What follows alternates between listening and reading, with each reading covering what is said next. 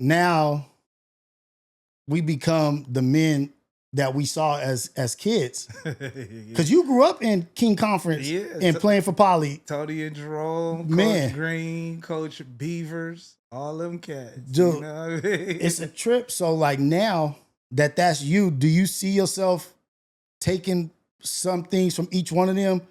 Or do you improve on what they were and like?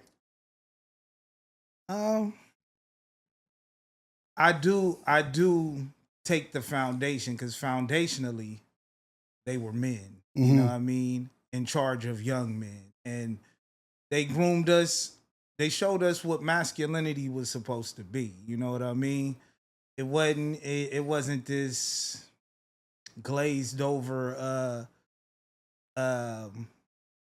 what's the word for it when politically correct. Yeah. Nah, they you know, we definitely handle our boys that way. Show them what masculinity is, what it is, almost like a rites of passage, you know what I mean? You usher them into manhood, show them what character is and resilience and you know, just how to stick to it without, because you know this generation of kids, they want to quit everything. Get a little hard, you know. I'm gonna be on that team next year. I'm going to this team. They want to quit or just quit football. Yeah, and all, you know. Even on the game, you play these little niggas on the game online. The minute you get up 7 points, the game over. What happened? Let's start over. You know that shit. Like, what part of the game is that? But that's the reality that they live in, you know, where it's just stop and start as soon as you want it. You don't like how it's going, start over again. Right. You know what I mean? And it's like even the video games we played versus the games that they played, we had 3 lives. Unless you do the code. Like if you die 3 times, you gotta start all the way over. Yeah. Now they got placekeepers, and you can go to this or go to this mission. It's like through and through right now, I see, I don't want to necessarily say an attack, but a mission to participation. Just as long as you're playing, as long as you're involved, it's enough. And no, it's not. Like you need to be aspiring, whatever you're doing, you need to be aspiring to be great at that. You're not just passing time. And comprehend. Comprehension is crazy now with these kids. So understanding what it is you're doing and why you're doing it. You know what I mean? Not just doing it to get along. You know, kids will read books just to read and can't remember nothing they just read, or don't understand nothing they talking about in the reading. I tell my son all the time, man, don't just read this book to get through it. Read it so you can understand what they talking about it. You know, 100. I think it's just an attack on the attention span. So everything 30-second intervals, you know what I mean? What's it? YouTube shorts. It went from full videos to YouTube shorts. So their attention span is all over the place. Press of a button. You know, the dopamine, the short spurts of dopamine rushes, you know, they just I could go into a rabbit hole. It's okay because we here with it because I see that it's the hook. You know what I mean? Like once I get you watching, how do I keep you here as long as possible? You know, okay, so actually in between shorts, we need to transition it like this or swipe up instead of over. Like it's all kinds of things that they're working on. But what it makes me think is like, what are they leading this to? Like, what's the end result for the ones pushing that? Like, we knew like going to school, the school system was pushing you to be a worker. You know what I mean? Like, oh, go on break at this time, go on lunch, or beyond worker, go into the prison system. Like, this is either work or you go into, and this is how you be on protocol, programming. Like, what is this? Because they're programming still, but what are they programming for? It's a crazy thought. I don't know. I don't know. Is it to keep them from having focus, so you can't focus and you're constantly in a state of confusion and on edge? Because I know that raises anxiety levels and everything else. And then, you know, when you got a kid with high anxiety and, you know, then you start getting the labels, the ADHD and all of that other stuff. I really don't know what might be the science behind it, but I recognize the patterns and I understand these kids. And to tie it back into football, you deal with them and they just can't they can't sit still to say their lives, can't stop talking, don't remember the plays. It's like you have to do this shit over and over, constant reinforcement, repetition. Yeah, and it's just it don't seem like we was like that when we was younger. Like coach didn't have to tell me a bunch of times to get it right. You know what I mean? And I had dealing with Tony and Jerome. You remember Tony and Jerome? The niggas didn't play. Not at all. You didn't get it right the first couple of times. Your ass was out of there. Yeah.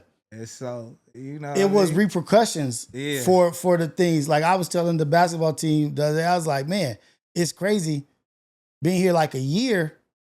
I ain't seen one kid cry. Like, you know what I mean? Like, and not crying from being mad or this, that, but just from being pushed. Like the passion and being tired and still going. I'm like, oh man. What's being taken away is like the drive to be great. Like when we were younger and they would be like shows, movies or whatever, and they would always show like the brainwashing thing. It would be somebody like locked up in a chair, and then they would just be flashing images on the screen in front of them, whatever the images were that they wanted them to see. And now I'm like, oh shoot, they used to have to tie people down to brainwash them. Now it's like we willingly being brainwashed. He's signing up for it. He's subscribing to that bullshit. Hey, let's go. Hey, life is what you subscribe to. Dude. You subscribing to the bullshit, man. It's real. We lining up for it too. So the importance, before we get into it, the importance of that, I feel like at this point in time, it's so important for these young men and women to have these strong men in their lives, because slowly I feel like they're trying to redefine what being a man or how to be masculine with this toxic, this is toxic masculinity. Well, toxic masculinity is going to protect you from a weirdo or a pervert that's really toxic. They want to throw the negative connotation on it and, to steer you from it. And that's all part of, me, it's agenda based, you know what I mean? The last actual project I put out musically was called Hyper Masculine. And I named it that just because I was just so tired of the politically correct shit. I was so tired of everybody dancing around subjects and mislabeling things. Like, you can't even say things like sex or rape. Yeah. That type of, like, why are we editing that shit out? If that's what he is, let's call him out on what he is. I'm not sugarcoating nothing, but also it was about bravado, macho, the masculinity that we grew up on. We grew up on masculine cartoons like He-Man, Transformers, G.I. Joe, where men were men. Yeah. You know what I mean? And it wasn't no what do they call it? Nouns and verbs. Yeah. Like what do they call it? Whatever they gender call neutral, kind of stuff. And it's like, no, like it was defined. What the fuck is that? It's defined. It's just confusing the youth, even more. You know what I mean? Like, okay, I can't call you a girl. You're a woman, but I can't call you a woman. Like, I don't know. It's so confusing because there are still some that want to be called. Like, it's like, wait, and to me right now, it's like the most confusing place to be for our generation, because you want us to adopt and adapt to something you just made up 2 years ago. I done lived 45 years. That probably ain't gonna be here in the next 2 years. Next year. Trump might get rid of that tomorrow. You know what I mean? Like, fuck out of here with that. Fuck out of here with that. I will call you what you are. That's what I see. You was born this, I'm gonna call you that. You know what I mean? But then how important is your idea over my idea? Right. Like, exactly. Why is your thought stronger than my thought? How do your ideals trump mine? Yeah. Like, wait, you infringing on my shit. Your shit's only 3 years old. Mine is 45. Yeah. And I'm not pushing my heterosexualness off on you. Yeah. I'm not, you know what I mean? I'm not forcing that down your throat, you know what I mean? So why do I have to be forced to? You already Yeah, know. it's a thing. It's a thing. It's just my thing is like we know what it is, but I never really understand like what's the end result, because now things are changing so fast and so rapidly with technology, AI, and I remember they were just talking about Chat GPT, like Open AI. Remember, I was like, damn, what is that? Like, what is a Chat GPT? To where now it's like so ingrained into the everyday society that it's like this shit. Like, how do you survive without it? Dude, how have we been surviving without this? And but it's conditioning us to be so dependent on it. Like, you don't have your own thoughts anymore. You don't think analytically and critically anymore, because all you have to do, well, if you're good with Chat GPT and AI, then you do, because you know how to do specific scripts and you hone into exactly what it is that you want. Right. But most people don't use it like that. And you have to already be skilled at whatever craft you're using it for in order to give it the script that's going to be personalized to you. Right. So, because you got to understand what you're requesting. Exactly. You got to perfect that prompt. Like, hey, exactly. And I need this, boom, boom, boom, boom. So the end result can be this, and it needs to look like this. That's it. Or it's going to look like everything else. You become a slave to whatever that tool you're using puts out. You know what I mean?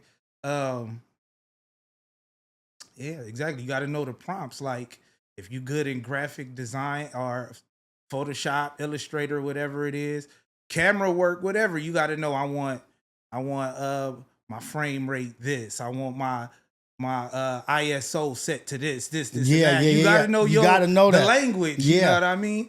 Or it's overexposed right here. Yeah. It's a trip. Shutter speed at this, and that. I want, ambient lighting in the background set off. You know what I mean? Yeah. DPI settings, all of that. So when you know your shit, then it can work for you. It becomes an assistant more so than you're a crutch for you to lean on because you don't know how to do nothing creative. Exactly. And then it creates more work, more jobs for you. Like, you could do more with less time, which cuts out other people from doing like that, performing that job. Like, oh shoot, yeah, I'm still doing the same thing, but instead of doing this one project, now I'm doing 5. Yeah, now I can knock everything out. Everything out. Yeah. So I get it and I see it, but it's a dangerous game to play with. You know, for sure. I mean? It's you definitely gotta.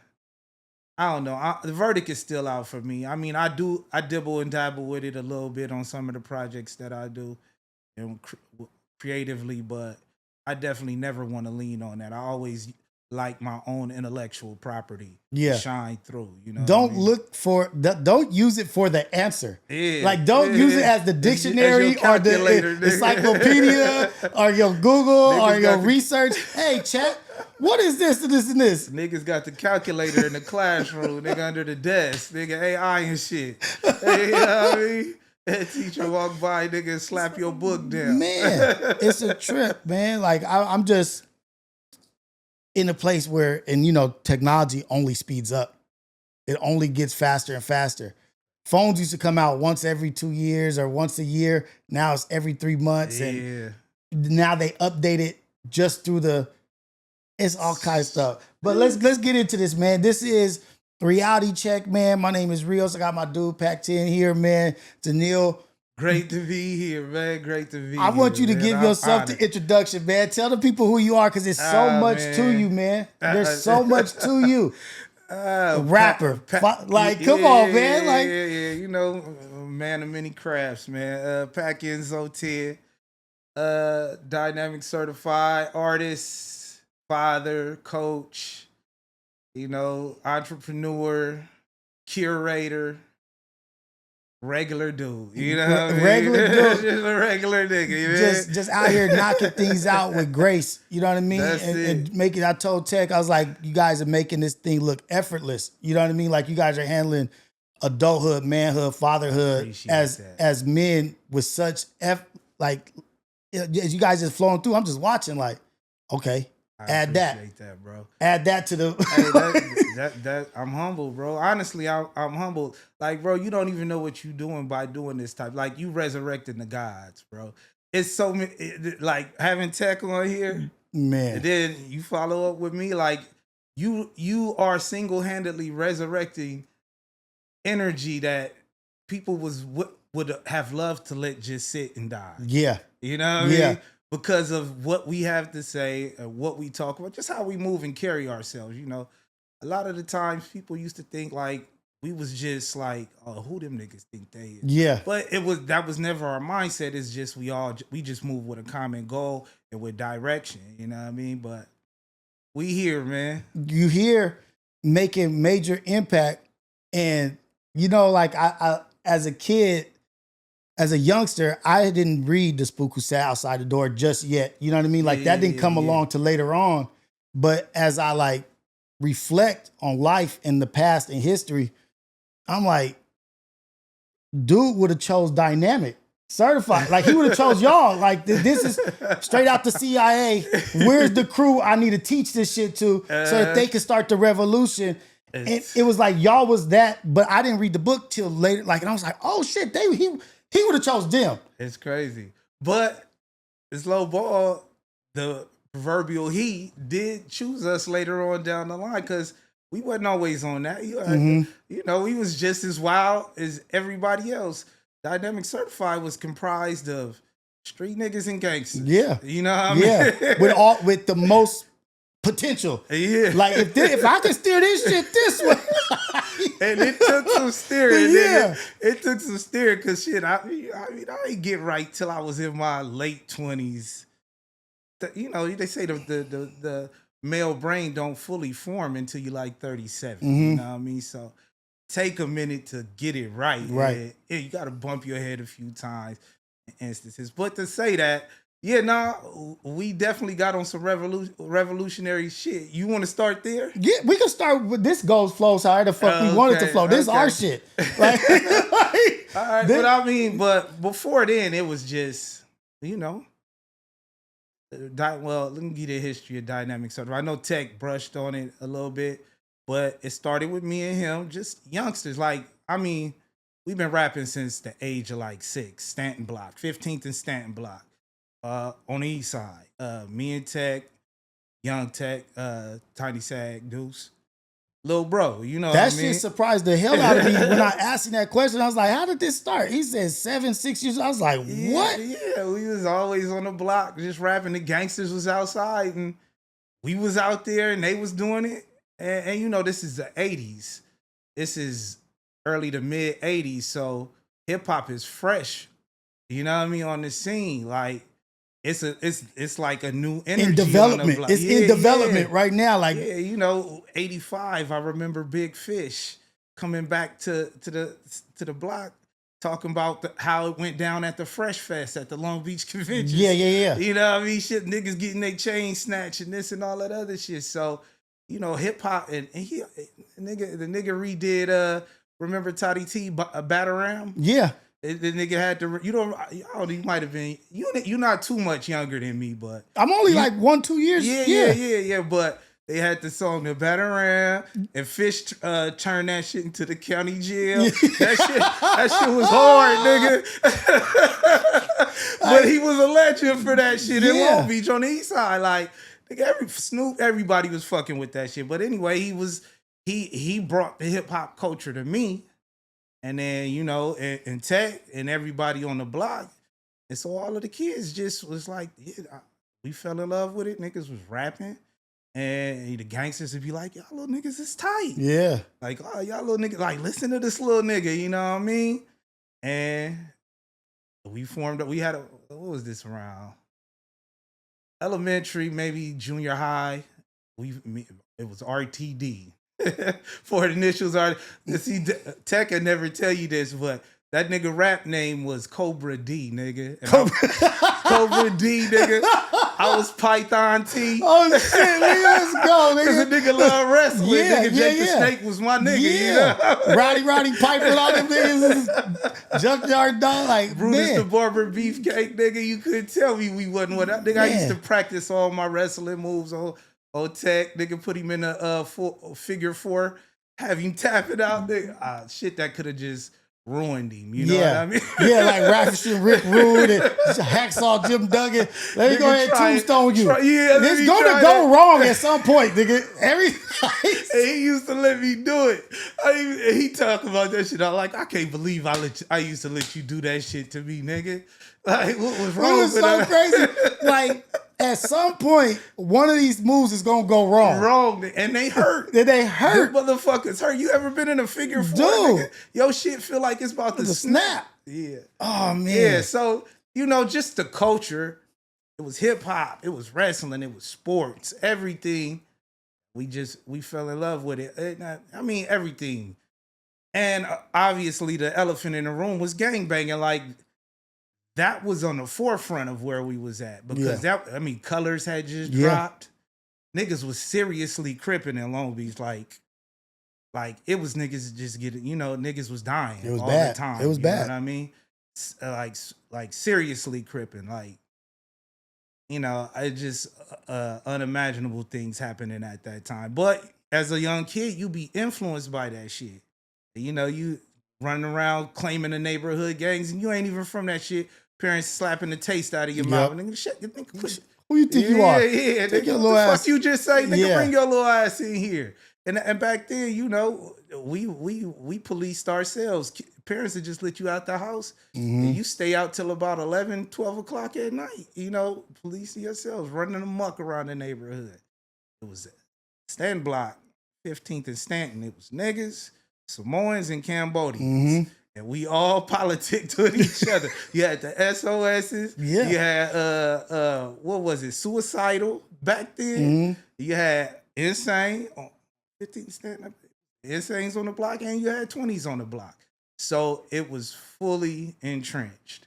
So you had to navigate through all of that. As a young adult. And then it came out in the music. So I say all of that is the music was aggressive. You know what I mean? Because it was an accumulation of a lot of things. Yeah, the music. It was what we seen. It was very aggressive. It was very no nonsense. And when you approached us about music, like I think Tech touched on it in his interview, like the ciphers it could have went either way. It could have went from a brawl to a battle rap. Either way. I felt like it was like it can be a fight if you wanted to. Yeah. But if y'all want to settle it like this, let's settle it like this. And I remember I was telling Tech, I was like, I'll be on the outside looking like, oh, that shit about to go say down. The wrong thing, and it happened. Nigga said the wrong thing, it go up. You know what I mean? And Tech was at Jordan. See, he wasn't there. I was at Poly while Tech was at Jordan. So it was me and Rue, my nigga Rue, 107 watts. We was holding it down. I remember that shit. Like I should literally hold it down. Because coming in ninth grade, I saw Tech rapping in junior high school or whatever. But coming into ninth grade, we was just off the race war riot the year before.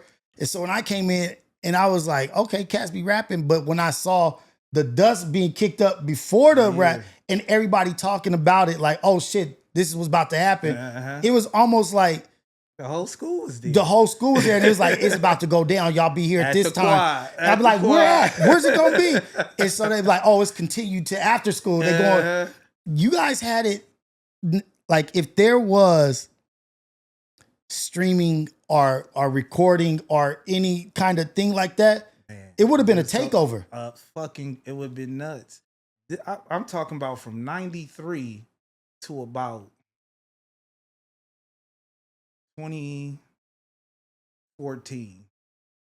If we were savvy if the technology was available like it is now, and we took full advantage of it, it's fucking movies. Yeah. It's movies. Day in, day out. The stories, because and everybody's history is intertwined in them stories. Like Dynamic Certified history is intertwined with Ace Boy history. Yeah. And 20 history and Insane history, and Snoop DPG history, everything, like, bro. So yeah. And that really is like the crazy part about it. Like I say crazy because I don't have a better word, is that you know how you have like those diagrams of those circles that like intertwine like this? Exactly. I feel like dynamic was the middle. Like, and it was like there was no circle that y'all didn't touch or didn't have a connection with, like the way y'all navigated it. Yeah, y'all had to be careful and like navigate this way, but there was nowhere y'all couldn't go, or no room you couldn't be in, or no one you couldn't rap with. That's exactly how it was. And like, I didn't see that in anything else. I was like, damn, I see this. It was either you was too hood to where you couldn't move where we was going, or you wasn't hood enough. And we was just like a perfect blend to where we could fit in wherever we was going. You know what I mean? Come on, man. We had it was very dynamic. The dynamic was crazy. Come on, T-Dirt was from Dynamic. Nigga, like, let's go, love. You know what I mean? Nigga, what? And if you know him, you know, nigga, that's trouble just waiting on you. Greystone, like right there, like Magneto. That was that nigga's rap. Magneto, nigga. What? Let's go. Shout out T-Dirt, man. Yeah, you know, and then you got Young Tech, you got Lil Rob. You know, just crazy, just as wild. You know what I mean? Think about how many more, and this is just the surface. We just touching the surface. Like there's real depth to what we're talking about. There's real depth. Real depth, man. Like it goes, like I said, my nigga Rue, 107 Fudgetown Mafia Crip. You know, me from the PAs, Poly Apartments, nigga, you know, J Ryder, Poly Apartments, you know what I mean? Tech, Poly Apartments, hey, you know what I mean? And back then, Poly Apartments then ain't what it is now, you know what I mean? No. Then it was, nigga, you come in there, you better have some business. Or you better know somebody, because if you don't, we gonna see about you. You know what I mean? Nigga, the entrance and exit. That's it. And it wasn't no gates up. You know what I mean? It was no gates up at that time. They ended up putting the gates up and turning 17th Street into Jackrabbit Lane. You know what I mean? It wasn't that at first. You know what I mean? I remember, nigga, Dominguez High School wasn't varsity because we were still playing at Vets on varsity. I think it might have been their JVT. Rolled in there on the bus. You know, Dominguez was a rival for Poly for a minute. And so them niggas rolled up in the bus and it was a big ass brawl that popped up right there. 17 Jackrabbit Lane, right there outside of that gate before you go into the school. Mm-hmm. The football teams was brawling. And we in the PAs and we see it. Like, oh, let's about go. 20, 30 niggas hopping in the gate. Let's go. Getting with it like, nigga, they at the lead. Right. You don't do that. You don't. Not here. And Dominguez, they stopped being such like a football rivalry. Like about in like later on when I was there, they started becoming more of like track. Yeah, you know, like they were kind of good at track. They had the twins, but it wasn't really no football competition. So we wouldn't see them until CIF. Yeah. You know what I mean? Like all the way deep. It wasn't even like when I was there, I think they had, I don't know if you remember, I think his name was Willie Hurst. Yeah. Something like that. He was vicious and what's his name? Jason.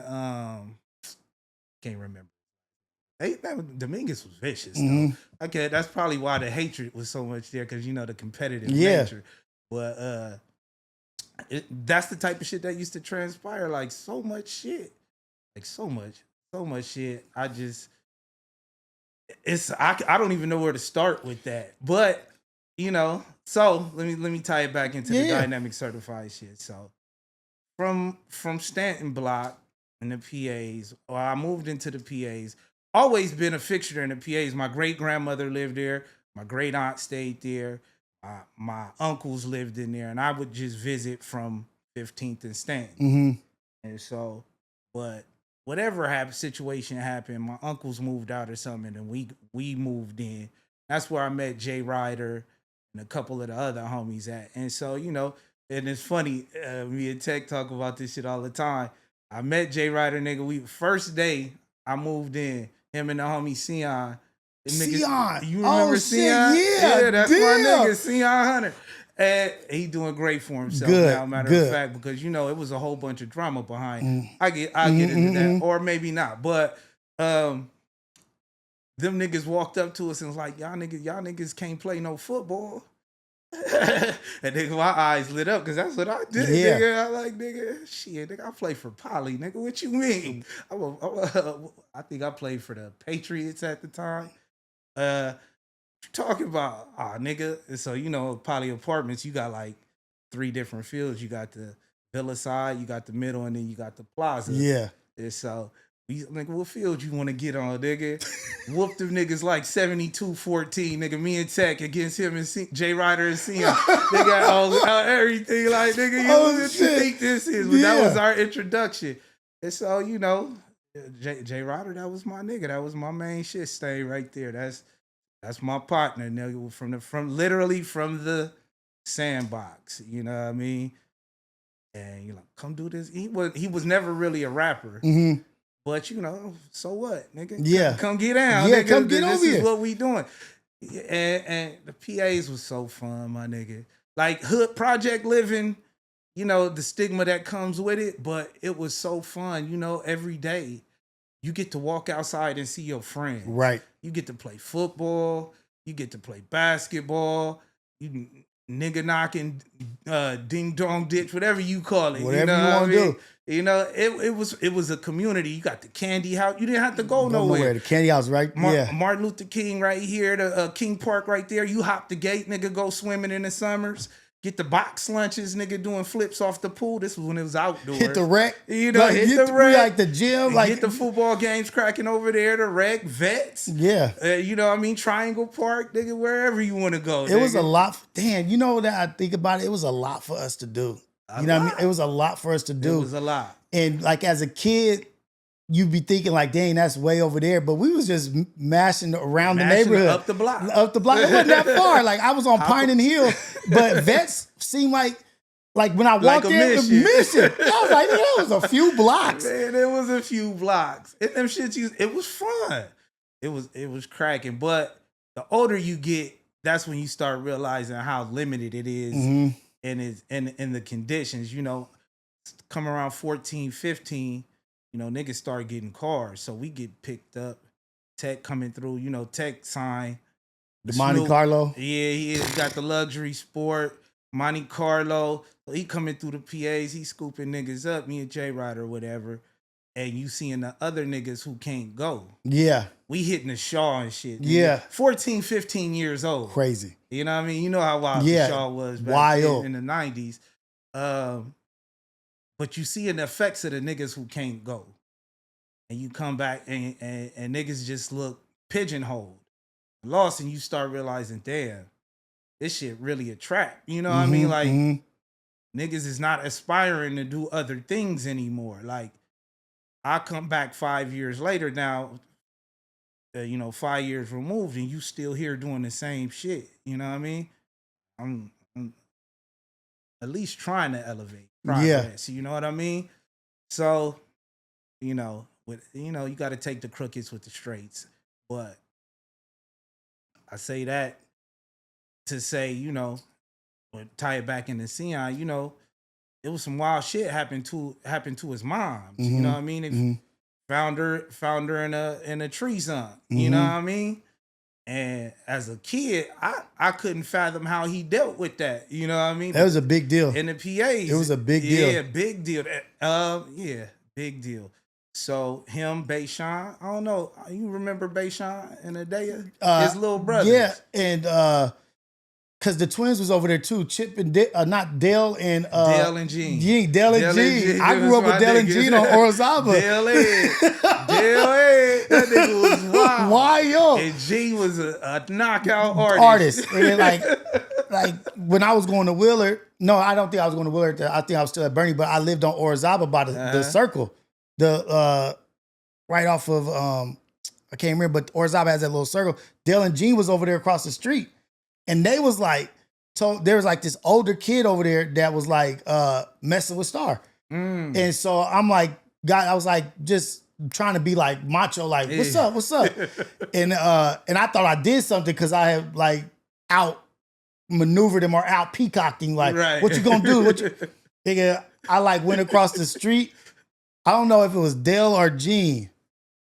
And it was like, you still look like a bitch, nigga. You didn't do shit. Nigga, we was young. That sound like Gene for Nigga, sure. we was young. Yeah. And it was like, you still look like a bitch. Why you didn't hit him? Yeah. You just, now you gonna have to do the same thing tomorrow. Right, exactly. And so he taught me at a young age, no, you gotta do something. You gotta nip this in the bud. And so the next time some shit happened, I heard him in my mind, but I also saw that nigga was looking like, you better do something.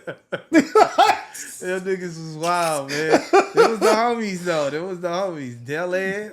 I ain't seen them niggas in so long. It was definitely Keandre was there too. Yeah, you know what I mean? Keandre, that's my nigga. You know, he ran with DC. Yeah. He's certified too. Keandre, that's low key like family. Him and Josh Gaither, JG. Yeah. You know, all my niggas, Rashad Rache. Shit, everybody, Tyrone, Taisha, yeah. You know what I mean? It was all a thing because they was Jay's little. You gotta think, nigga. It was fun as fuck in the PAs. Like you had a whole little like everybody we know and mix and mingle with, nigga. You had the twins in there rapping, nigga. G-Dub and Snoop, nigga. We used to sit there and watch that. We watched that shit formulate. That was the other part of it. Like it was fun as hell. But you also felt exclusive. Like this is our shit. Like this is ours. But then you also got to like sit back and be a witness to some great shit happening. Some great shit that wasn't just happening in the PAs or on the east side. This shit was taking over. Yeah, and that is pretty much that had a integral part in the formulation of Dynamic Certified. You know, because we did watch them and how they move.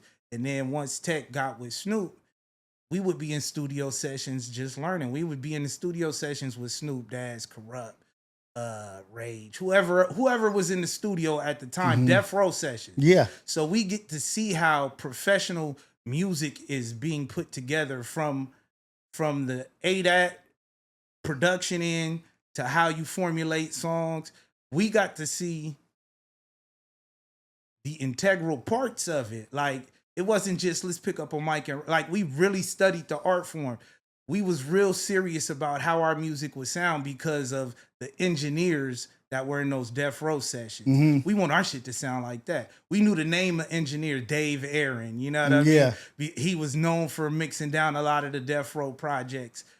And that's how we wanted our shit to sound. So we would buy equipment and wouldn't release music until it came close as possible to that. Yeah. We didn't stand a chance with it. You know, the shit we buying, nigga, $400-$500, which is a lot for us at the time as kids, 14, 15 years old, but trying to make shit sound like $1 million studios. But that was the work ethic and that was the attention to detail that we took to our music. So that's why it was set apart from shit that was around us. You know what I mean? Because we had the blueprint. And you had that, you set a high standard. Set a high standard. Like Definitely. I know what they do to create what I'm hearing as greatness right here. Yeah. I saw it get created. I see it get done. We was in there for makings of the Dog Father.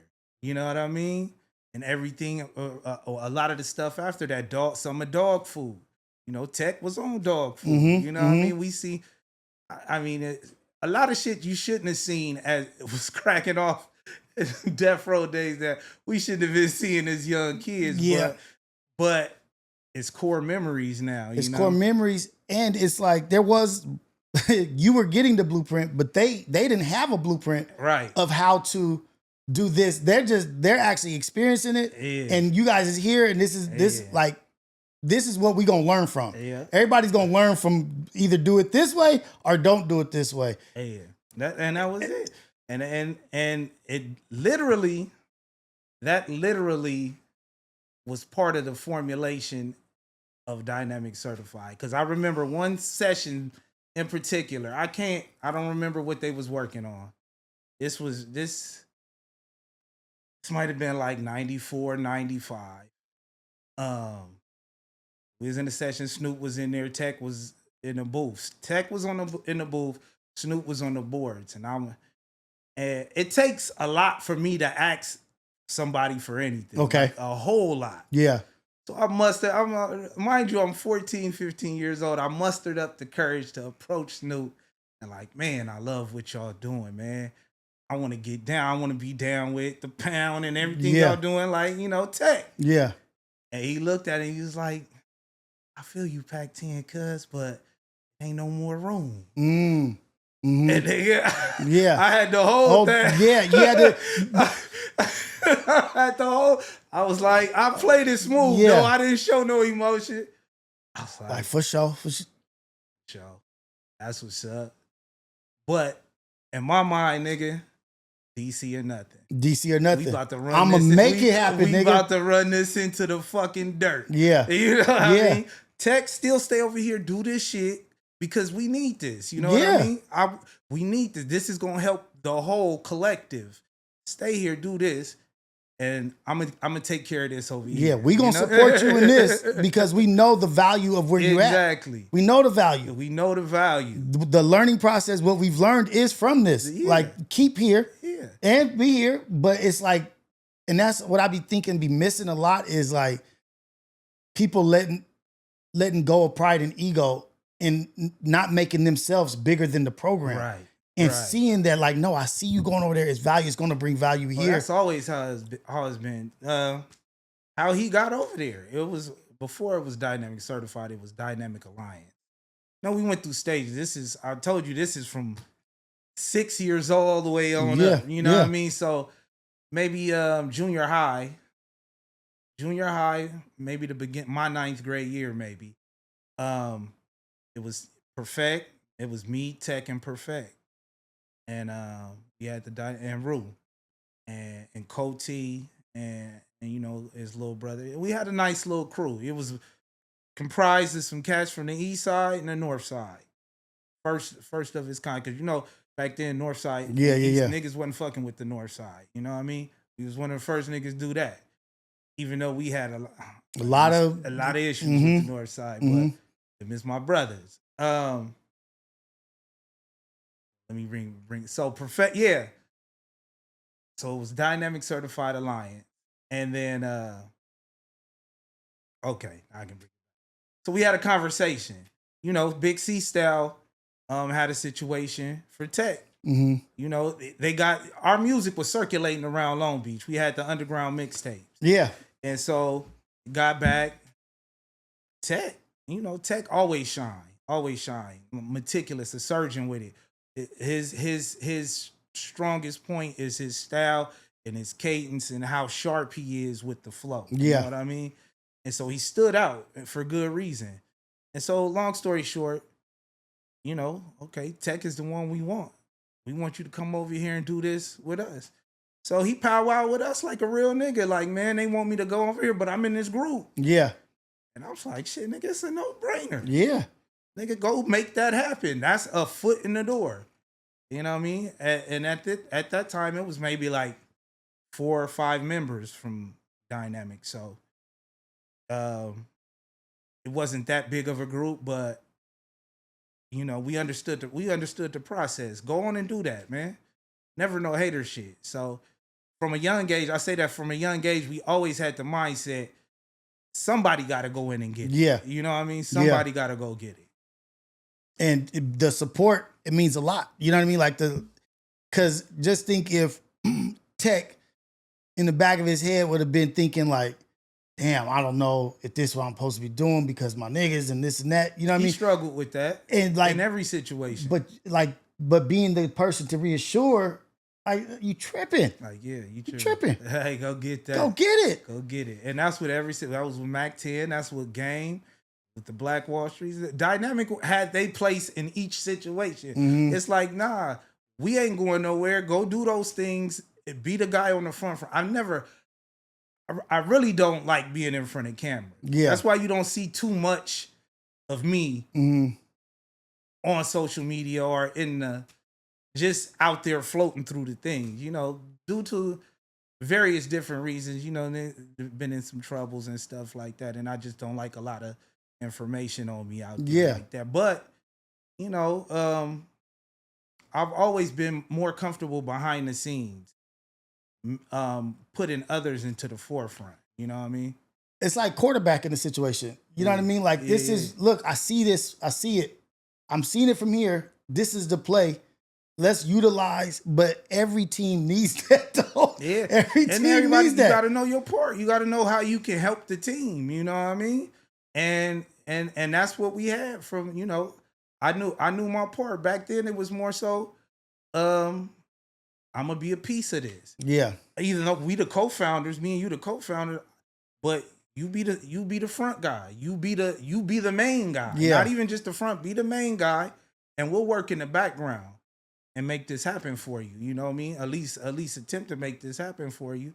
And that's how I went for the most part. And I'm nice too, though. You know what I mean? Yeah, Cole. Yeah, nigga, nice motherfucker, Jer's Cole. nice too. Cole. You know what I mean? Shout out Jer's too. My nigga Jer's. Yeah, nigga Jer's nice too. So Rue nice too. Crunch nice too. Jay Ryder, he nice too. So eventually, as tech's popularity rises, your natural inquisition is, who are these niggas behind them? Mm-hmm. You start tuning. Oh, these niggas is nice. Your light starts shining on your people. Like, yeah. These nice, these niggas. And then you pick your favorites. Now you got conversations. Oh, it's like some Wu-Tang shit. Like, oh, I fuck with Raekwon, but I know Meth was my nigga. It was exactly. just like that. Exactly. That's how it started happening. Niggas be like, oh, I like Pac. That's who I follow. Nah, Tech, nah, nigga, Jers. Yeah. Jers colder than all of them niggas. This nigga fits this song. He fits this song. Yeah. This is the plug and play right here. He'll be perfect here. Uh-huh. Yeah. My nigga, Rue, he the coldest. Nigga, low ball. He like ODB of the group. Dude, you know what I mean? And we love that. It was the dynamic. It was the different dynamics in that situation.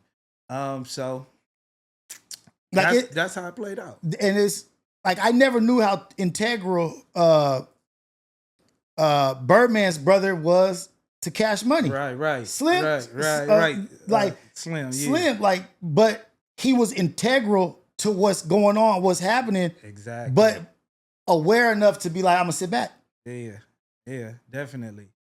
The question I got is like, going through high school, very average person, just sports and this and that. And I had like at some point a big head or ego, like, yeah, I'm the man. I'm doing this. I'm over here, and I didn't have half of what y'all had going on. You know what I mean? Like, right. So my thing is like, how did you navigate that with like still remaining like a student and like going to school? Because I know me. Well, I'd have been like, fuck all of this shit. For me, I had to go to school. Let's take your ass to school, nigga. I stayed right across the fence, nigga. So it was like, it was still late to school. I used to, but moms wasn't having it. I didn't have the situation Tech had. Yeah. You not signed to Snoop, nigga. You not on LBC crew. You not on Beware of My Crew, nigga. You take your ass to school. Fish was a little different animal. He was a little bit more lenient. Yeah. He knew Tech had business to handle. So, but Tech still went to school and he dealt with a lot of jealousy. You know what I mean? He dealt because the girls love that nigga, man.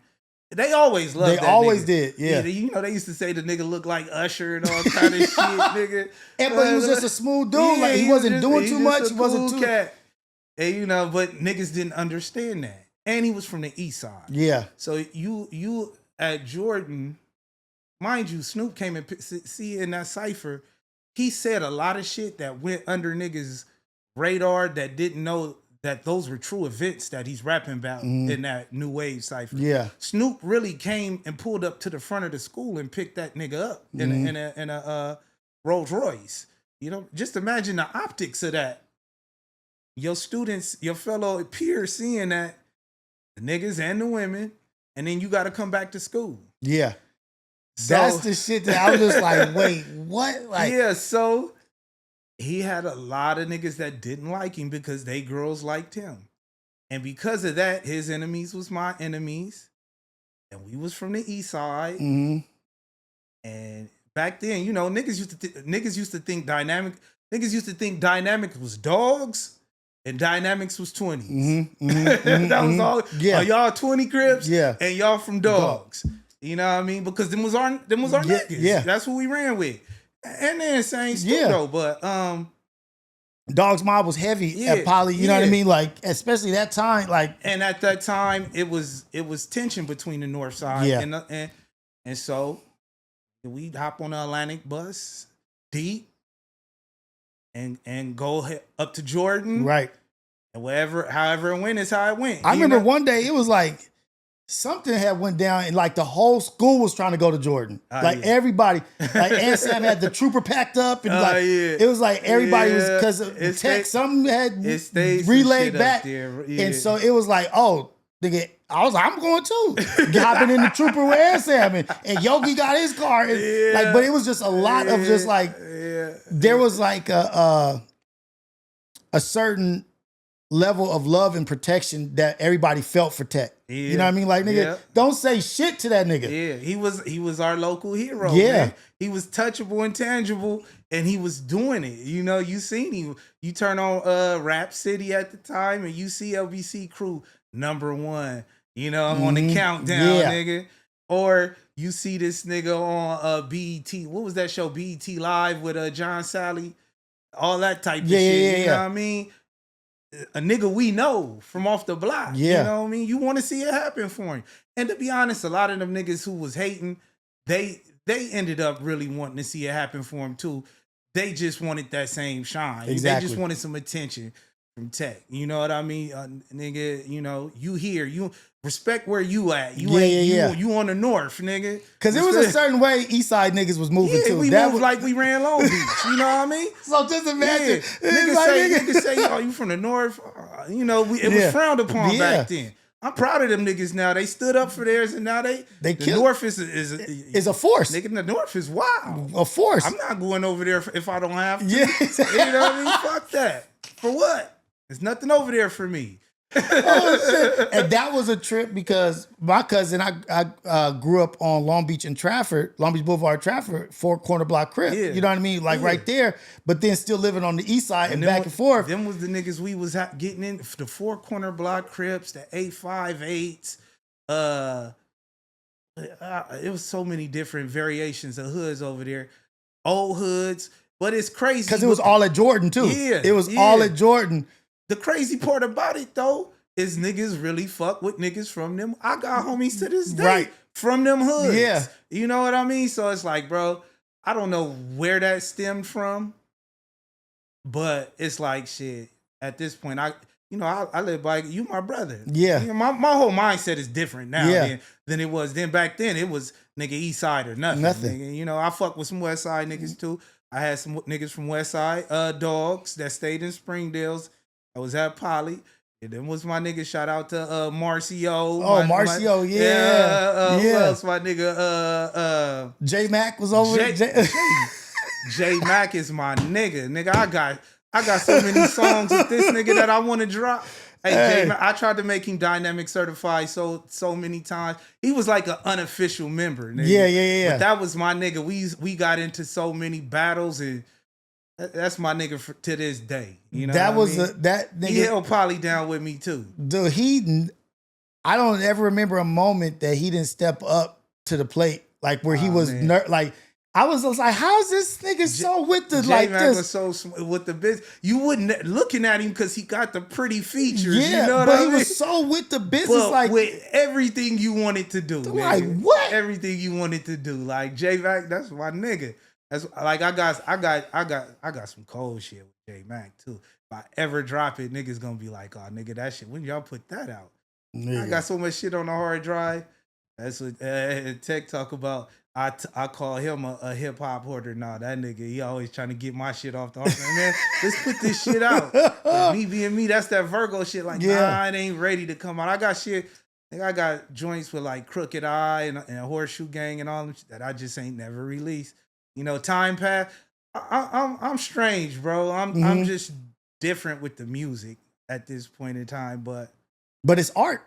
It is art. So this is the thing that how I'm looking at things now is like, it's a commodity, it's art, and it is going to increase in value through time, right?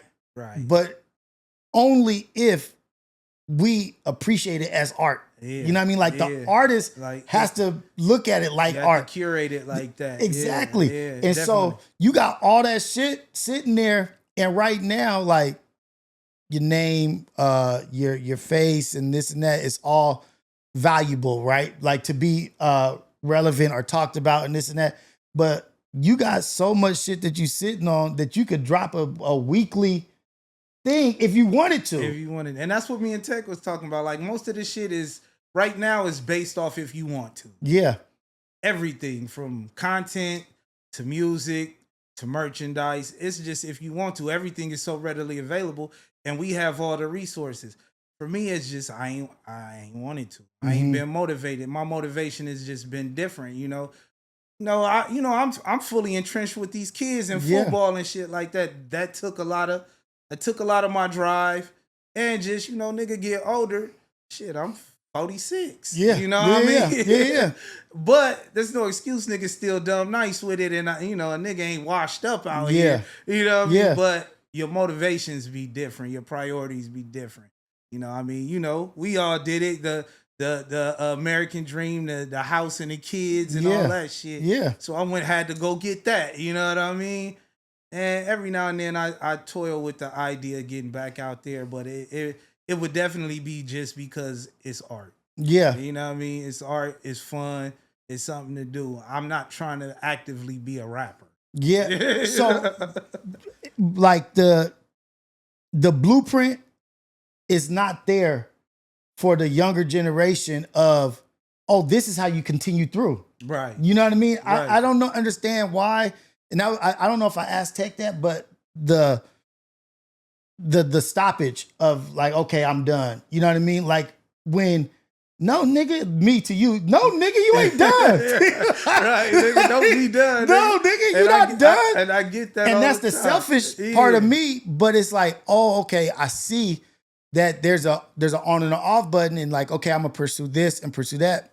And in other genres of music, people go all the way till they done, like till they die. You know? And I think we're in a cusp of things like where you're like, damn, sometimes I want to come back. Sometimes I do want to do this.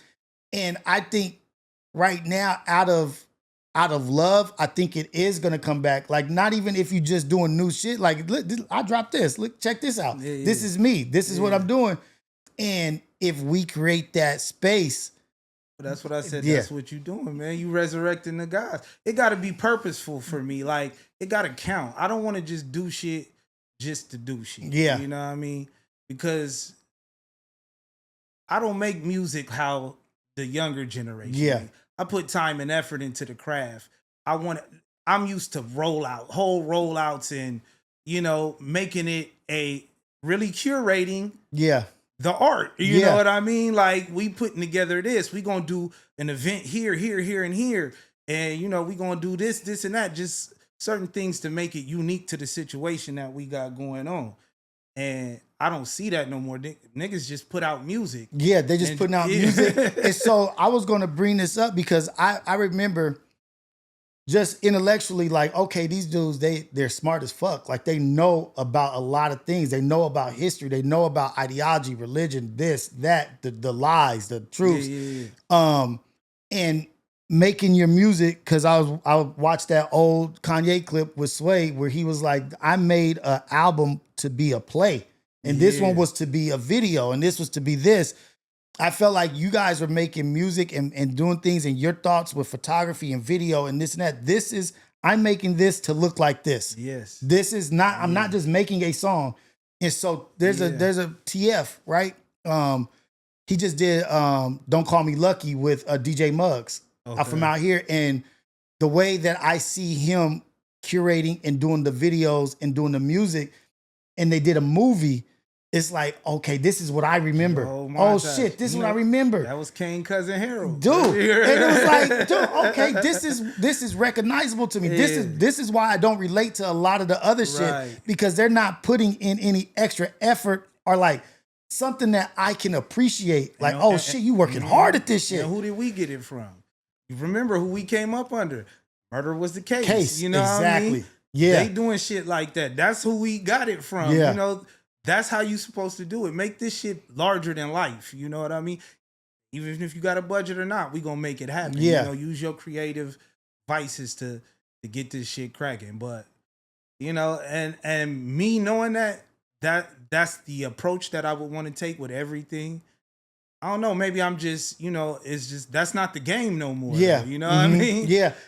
But that's how I would want it to be, though. Yeah, and that's how it should be because you're not necessarily doing it for everybody else. Right. You're doing it for yourself. Exactly. Like this is what, and that's why I said it would have to be something that it would have to be like an art installation for me. You know, just a piece, something to leave by my legacy. You know what I mean? Another piece that, you know, when I'm going, my son and his kids or whatever can say, "Oh, that's your grandfather.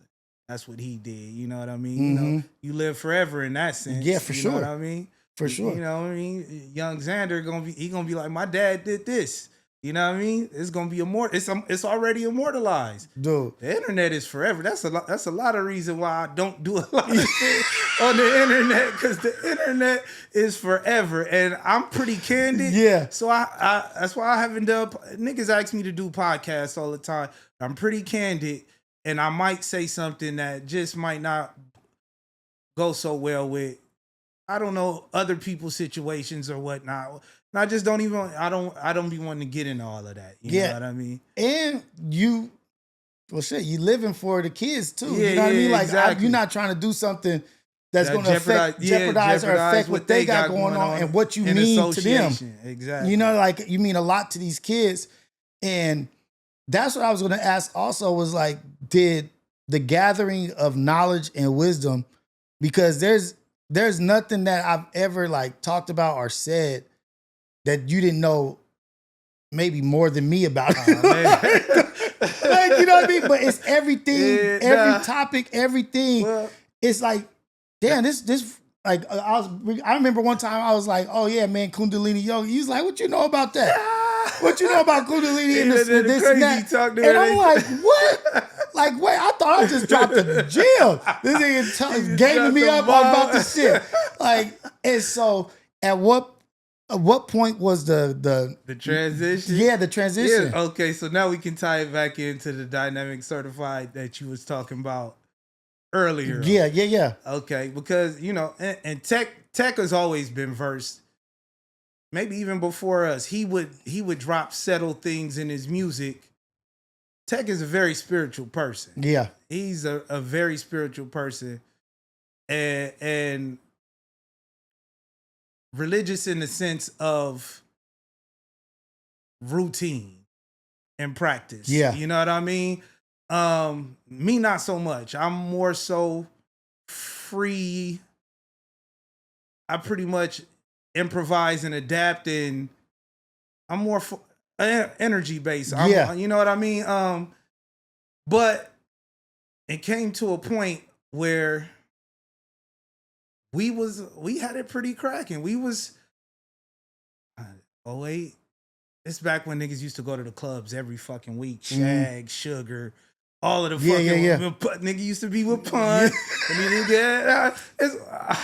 It's so much shit I could talk about. Yeah, man. So much shit I could talk. Pun is my nigga. Shout out Pun, because that nigga was everywhere. Nigga. But we was together. Pun fucked with us tough, man. It's a funny story, and I'll get back to the evolution of Dynamic Certified. Pun fucked with us tough. You know, he did the Lions deal with Jersey and all that shit. Yeah. I don't know what conversation he had. He wanted to put an album out on Jers, a solo album or something. I don't know what it was. Jers might not have took him serious. Yeah. Or what it was, but the nigga called him a hood A&R or something. And Pun took that to heart, nigga. and he stopped being our friend after that. Oh, shit. Well, I didn't do it, Pun. Like, it wasn't me, nigga. It was Jers. Jers sometimes don't articulate how he feel all the time, but he just say shit. And Jers didn't mean nothing by it, but he took that to heart. That's when he formed. But he took that and it motivated him. He formed that League of Stars shit, and he was doing Diamond Lane, all of that shit. And he made it his point every time he seen us. Not too bad for a hood A&R, honey. Like, you motherfucker. That nigga probably ain't gonna forget shit either. Nigga, like he gonna bring that shit up. But Pun fuck with us tough though. All the Cali block party, Yeah. all that shit. Like that's my nigga, man. Shout out to Pun. I love everything y'all doing. I don't get into y'all business too much, but I love everything y'all do collectively as Ace Boys, and I just say, don't allow outside influences to destroy friendship. Right. Because it happened to us. Okay. You know what I mean? Yeah. And I know business happens and business is business and you got to sort out business, but don't allow that shit to ruin friendship. Yeah, don't overlook friendship for that. Exactly. Yeah. Exactly. Okay, so now I can get back into the evolution of this DC shit. Pun even with that. So we going to the clubs and all that shit, and you know, because niggas was so with the business at that time. Oh man, like it is really ridiculous. And no, really though. Like thank God that we all here and that we made it to where we made it to, because it was a wild time. I was talking when we was in Brazil. I was talking to Manny about that shit. Like me and Jers and the rest of us, we be getting to a venue and seeing y'all niggas just tearing the motherfucker up. Like, god damn, these niggas, man. I thought we was bad. These niggas, I see niggas sliding niggas across the floor and all kind of shit. I'm like, god damn, we just got here. Just got here. Oh man. But it, you know, it just came a time where a nigga came.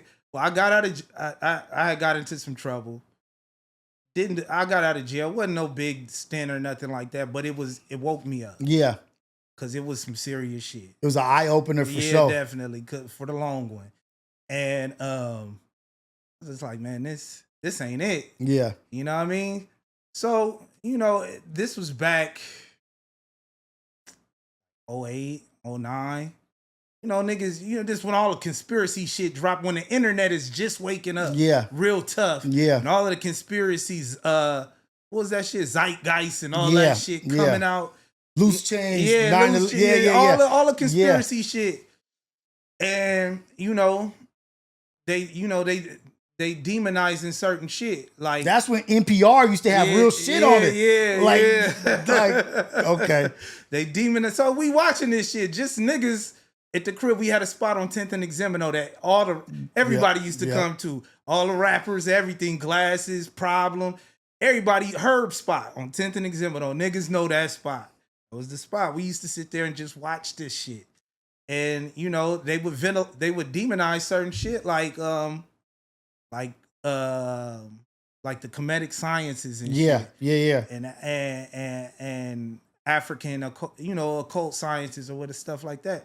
And so I would just like, why they villainizing this shit so much? Make you question that shit. And so I would do my research, and the more I looked into it, the more that shit was about us. Yeah. You know what I mean? African-centered spirituality. And so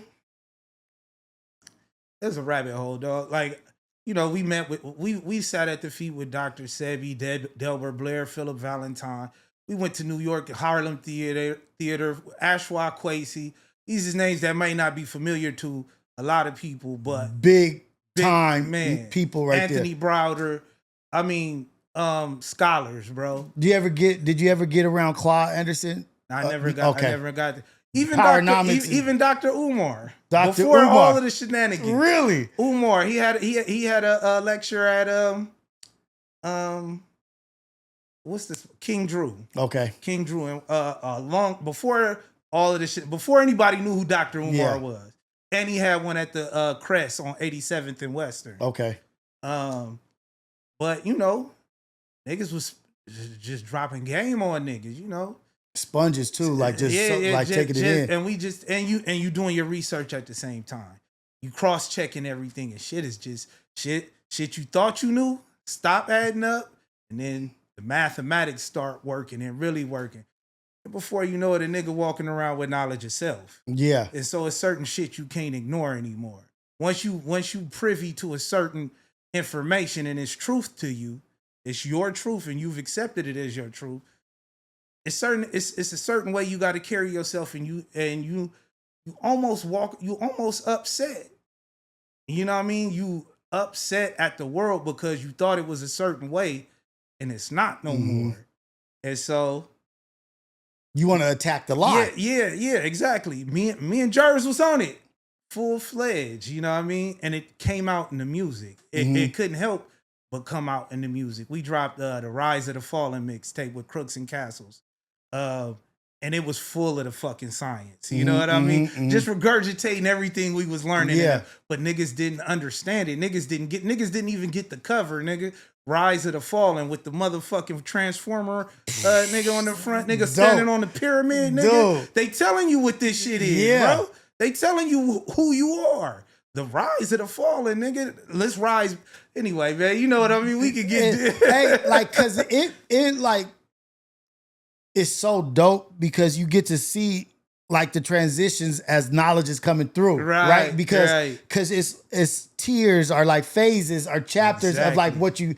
Man. When I found out, and I'm not gonna even lie, I was hot at the East Coast, right? Like I was mad because I was like, y'all niggas had Noble Drew Ali. Like this is shit that y'all just like. This is what y'all just growing up with. Like just grow up with this shit, nigga. Like he just was right here, and this like and the Renaissance and this and that, and I'm like, and it was like I was more so angry out of jealousy, nigga. The like culture is there. Like damn, we took a trip to Harlem, nigga. Every block, nigga. You got the DVDs and the pamphlets. You got the Hebrew Israelites here. You got the Moors standing here. The Kemetic science here. You got the 5%, 5%ers, Islam. You got the nation here. Like, and it's all bars. Yeah, it's all bars. They put, brother, let me holler at you. This. They building with you. You know what I mean? And it's like, damn, I know we got this shit out here, but I didn't know we got this shit out here. You know, and right, you know, Leimert Park, the epicenter, bro. So I came back like, damn, this shit been under my nose. The Crest building, bro. So much powerful information that then came out that building, and it's black on. You know the building on Western with the two with the pharaohs sitting out with big old statues, and for niggas, it's so much heat rock shit coming out of that. You know they tried to. I don't know if they did or if they didn't, but I think they tried to put a Scientology building down the street or some shit. Yeah, they've been trying to come in. They've been trying to close that down for the longest to that spot. Professor Griff came through there. I watched the lecture with Professor Griff, my boy A.A. Rashid. You might know him. He on a lot of the Griselda albums. Okay. My nigga A.A. the Kabbalah guy. You know what I mean? The blue red pill. They didn't came through here to fuck with a nigga. I mean, I didn't. My nigga Shade Black. All these black power niggas that you see on the internet, like niggas didn't really mix and mingle. So let me get back to the meat and potatoes. Yeah. So going through all of this shit, it was hard for it not to come out in the music. Going through all of this shit, it was hard for me not to. It was hard for me to ignore all of the bullshit that was taking place in the music industry because we was right there, the precipice. We was right there, and we in the meetings with these motherfuckers, and they asking us, because you know this is 50 was popping, and at this time we going to these meetings, they asking us, have you ever been shot? You've been to how many jail bids have you did? How would we market you guys? How would we sell you on a shelf? You know what I mean? These are the questions. Yeah. And we like, what the fuck? Yeah. Like, what kind of shit is that? That's all you interested in? Like, you see the true intentions, and it wasn't nobody in the meetings that looked like us. Right. You know what I mean? And so I'm like, nah. I can't be a part of the poison. I can't. It was. You absolutely right. It was like, I gotta clean myself. I gotta purge myself from this shit. All of what I know. And at that time, it looked radical. I was fucking up so many relationships, intimately and socially with my friends. Even, you know, he wasn't even fully, the way we was moving, he was like, I get it, my niggas, but y'all don't gotta be so radical. You know what I mean? Like y'all fucking up the brand almost a little bit. Like the audience not ready for such a drastic change. Pun. y'all niggas on that black power shit. Yeah, now, yeah, man. yeah. Y'all niggas on that. The Hotep thing. Assalamu alaikum. Niggas didn't even know what Hotep was. Yeah. I had a whole campaign with that. You was the first nigga that I heard about Hotep. You know like, what I'm I like, mean? oh shit, okay, You damn. know what I mean? I brought that cracking like it was a fashion statement. You know what I mean? But it really meant something to me because the actual term of it's no English way to really say it, but it means to find peace within chaos. Mm-hmm. So that is exactly what I was encompassing. Trying to achieve peace while in the midst of chaos. Yeah. You know what I mean? That's what Hotep, man, before the same people who turned hyper masculine and masculinity into something negative to toxic max. Oh, you one of them Hotep niggas. Mm-hmm. Oh, you one of them peace queen Like it was niggas. a bad thing. Yeah, like what? Like, why? Okay.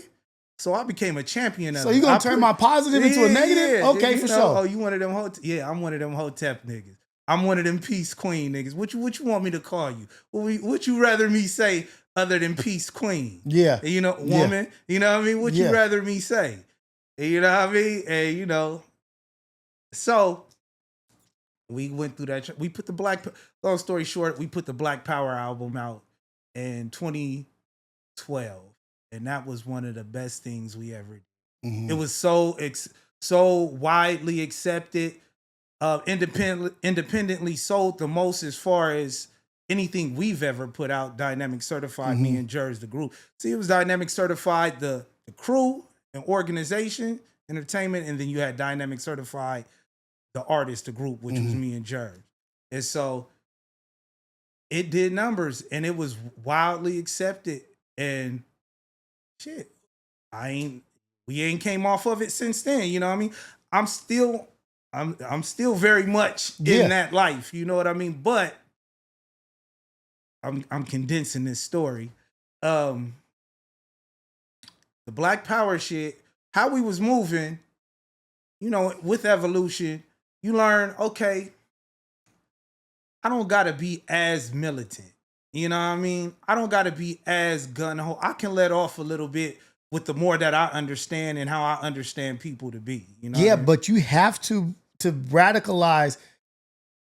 You do have to purge your body. You have to do some radical shit. I had to go through like you have to go through boot camp. You have to go through this tough shit because if you don't combat that shit, it's still lingering. Yeah, it's still there. And I had to cut it. And that's completely. a way of also cutting people out your life and getting rid of cutting the fat out of your life. My mama thought I was crazy. Look, I remember when that shit, I started just reading up on shit just because, like, okay, this nigga said this. My mom thought I was crazy. My girl at the time thought, she was like, that's not who I met. You know what I mean? Like, you was partying, having fun. Now you telling me, don't do this and you can't go here and you need to read this and read that. You know how it be when you come into it, you gun ho with it. Like, I need you to see the same thing. I need the light to come on like it came on for me. And that just took time for me to understand people will come to you when they ready. You know what I mean? I can't force information, or I'm no better than the people I got away from. You know what I mean? I'm no better than them if that's what I'm doing. So now I just talk to people from wherever they at. You teach from where they at. You know what I mean? And if they ready for it, you know, they'll appear. You know what I mean? It's the process of like the fresh process of downloading all this information, right? Like, and it's coming at such a high, rapid pace. And then the thirst for more knowledge was so much that you just. And at that time, the window was open. It was a portal, nigga. Like, dude, like because you were ready for it. It was really the age of Aquarius, like just pouring knowledge, information. You know, the information age. Now you kind of see them shutting down and closing those portals. You can't look up the same shit on YouTube that you used to be able to see. You can't. It was a wealth of knowledge on there, and I was soaking up so much, Gabe. But not only there, just like actually talking to the people, doing the research, hitting the libraries, going to the places. You know what I mean, nigga? I didn't want to be the nigga talking all this African shit, and the nigga be like, nigga, you ain't never been to Africa. Yeah. I'd be like, you right. Nah, nigga, I had to go to Africa. Yeah. You know? Exactly. You're not gonna be able to use that. Now again. what, nigga? What you gonna say to me now, nigga? I've been to Africa, nigga. I know what it's like. Oh, man. That shit was beautiful, bro. Man. That's a beautiful I got off the plane, nigga. They was beating the drums. Welcome. Sing. Oh man, nigga, nothing like that, bro. We need to experience Oh, it. they was like, welcome back. I'm sorry. Oh man. I'm sorry. You knew what it meant. Yeah, you yeah, know yeah. what I mean? We sorry for letting that shit happen. Yeah. You know what I mean? Nigga went and seen like the slave dungeons and all of that shit in Ghana. The point of no return, Cape Town. Just how the kids is living out there. We went to the orphanage, Genesis orphanage. It's just a different life, bro. It make you appreciate everything out this motherfucker. Like, man, like niggas think they living below their means. Yeah. You don't even really get a grasp of it until you see it. And the cold part about it, the motherfuckers be happy than a motherfucker. Dude, my wife went to Ghana twice for her college like trips or whatever, like with her school, and her class went. And she said, and my wife is very like upfront and like she'll share, but she's not extreme about anything. She's not like over the top. But when she talks about Ghana and the African trip, she's extreme about it. Like she's like, no, I never felt spirits how I felt spirits in Ghana. She said, I felt the spirits flying through. She said, I could feel it. Oh. And I was like, wait, what, babe? She's like, no, the vibration was happening. And you could see the spirit jumping from thing to thing. And she was like, I can't even explain it. She's not like that. She's not where she's just throwing, you know what I mean? Hey, like, I broke down and kissed the ground, bro. I broke down and kissed the ground, nigga. Like I touched the land. That shit is definitely powerful. It's definitely, it's a different energy. But outside of that, nigga, it's cracking. Yeah. Like nigga, the best trip I've ever been on, hands down. And I do the trips every year. Nigga, it was cracking, nigga. I mean, partying like crazy. Ghana got it going on. Man. Did you do Accra? Accra, yeah. Man. Yeah, and you know Mr. Davis live out there. Really? The math teacher from used to coach up. Yeah, I linked up with him, me and Jay Reed. He been out there for a long time. He tried to get me to buy some land out there. He always tell me come back out there. The citizenship, yeah, the welcome they was back, offering dual citizenship at the time. All of that shit. Yeah, he got two properties in a bar out there. What? Yeah, it's cracking out there, man. Like it's nothing like niggas think. Like it's really cracking. And you got the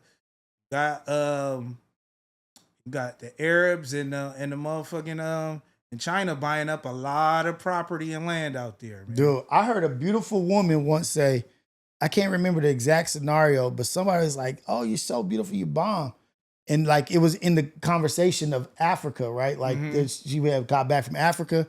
And I remember it distinctly because this beautiful woman, queen, beautiful, told somebody that you think I'm beautiful.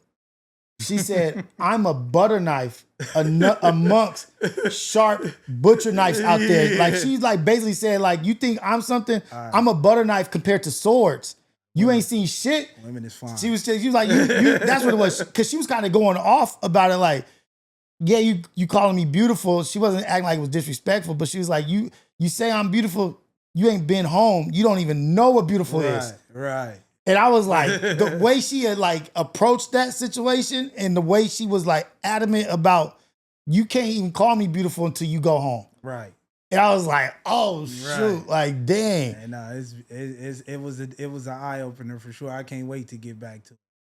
I'm definitely going back. But yeah, so that was the evolution. It brings me to now though. Like I said, I put out the hyper masculine. That was like back 2018, but that was a contrast from Black Power. Black Power, super militant, super extreme. Yeah. They took it off iTunes because it was so extreme. Like, but everybody loved it. It was extreme. Definitely. But necessary. Necessary. Very necessary. There was a wake up. This is what it is. Wake your ass up. And at the time when we did it, niggas was like, what the fuck is these niggas on? This is dynamic sort of. I mean, all the local rappers, all of the rappers there. 3 years later, you got K-Dot, Boom. everybody else, you know what I mean? Waking up, oh yeah, we was there. Shit. We was there. We had to kick the door down. That's been the story of our lives. Yeah. Always just right before our time. You know what I mean? As far as dynamic certified, that's been always just right before our time. You know, first back what? Just the first niggas to do a lot of shit in our bracket. Yeah. You know, it's always somebody to precede you, you know what I mean? Or before you. But just in that time in that space, we were a lot of firsts for a lot of things. You know what I mean? And so, which is heavy. Yeah. Because being the first, you take a lot of the bullets. You take a lot of the bullets. And for being the first in so many things, your body is bullet riddled. You know what I mean? And the fact that you are still here willing to continue to take bullets. That's like, it. I'm going to continue to do this. Now, being a father and a SAR says, like, how do you not overload your baby with the info? Like, you know the information, but how do you like gradually bring them, you know what I mean? Because you want them to know, but we starting to get into that conversation now. Okay. But you know, he went to Garvey for all his life. You know what I mean? And that was African centered. So he was getting spoon fed shit. He'd come back to the house like, you know who this is? You know who such and such is? Even the conversation with his name. My name is Sar. You know, they told me that was such and that he was a Egyptian god. Wada. You know what I mean? And now he's fine. You know, he has a relentless fascination with wanting to get to Egypt for whatever reason. But I mean, it's no accidents in the universe. Of course. You know what I mean? And so now I feel like he's turning 13. So I feel like that's a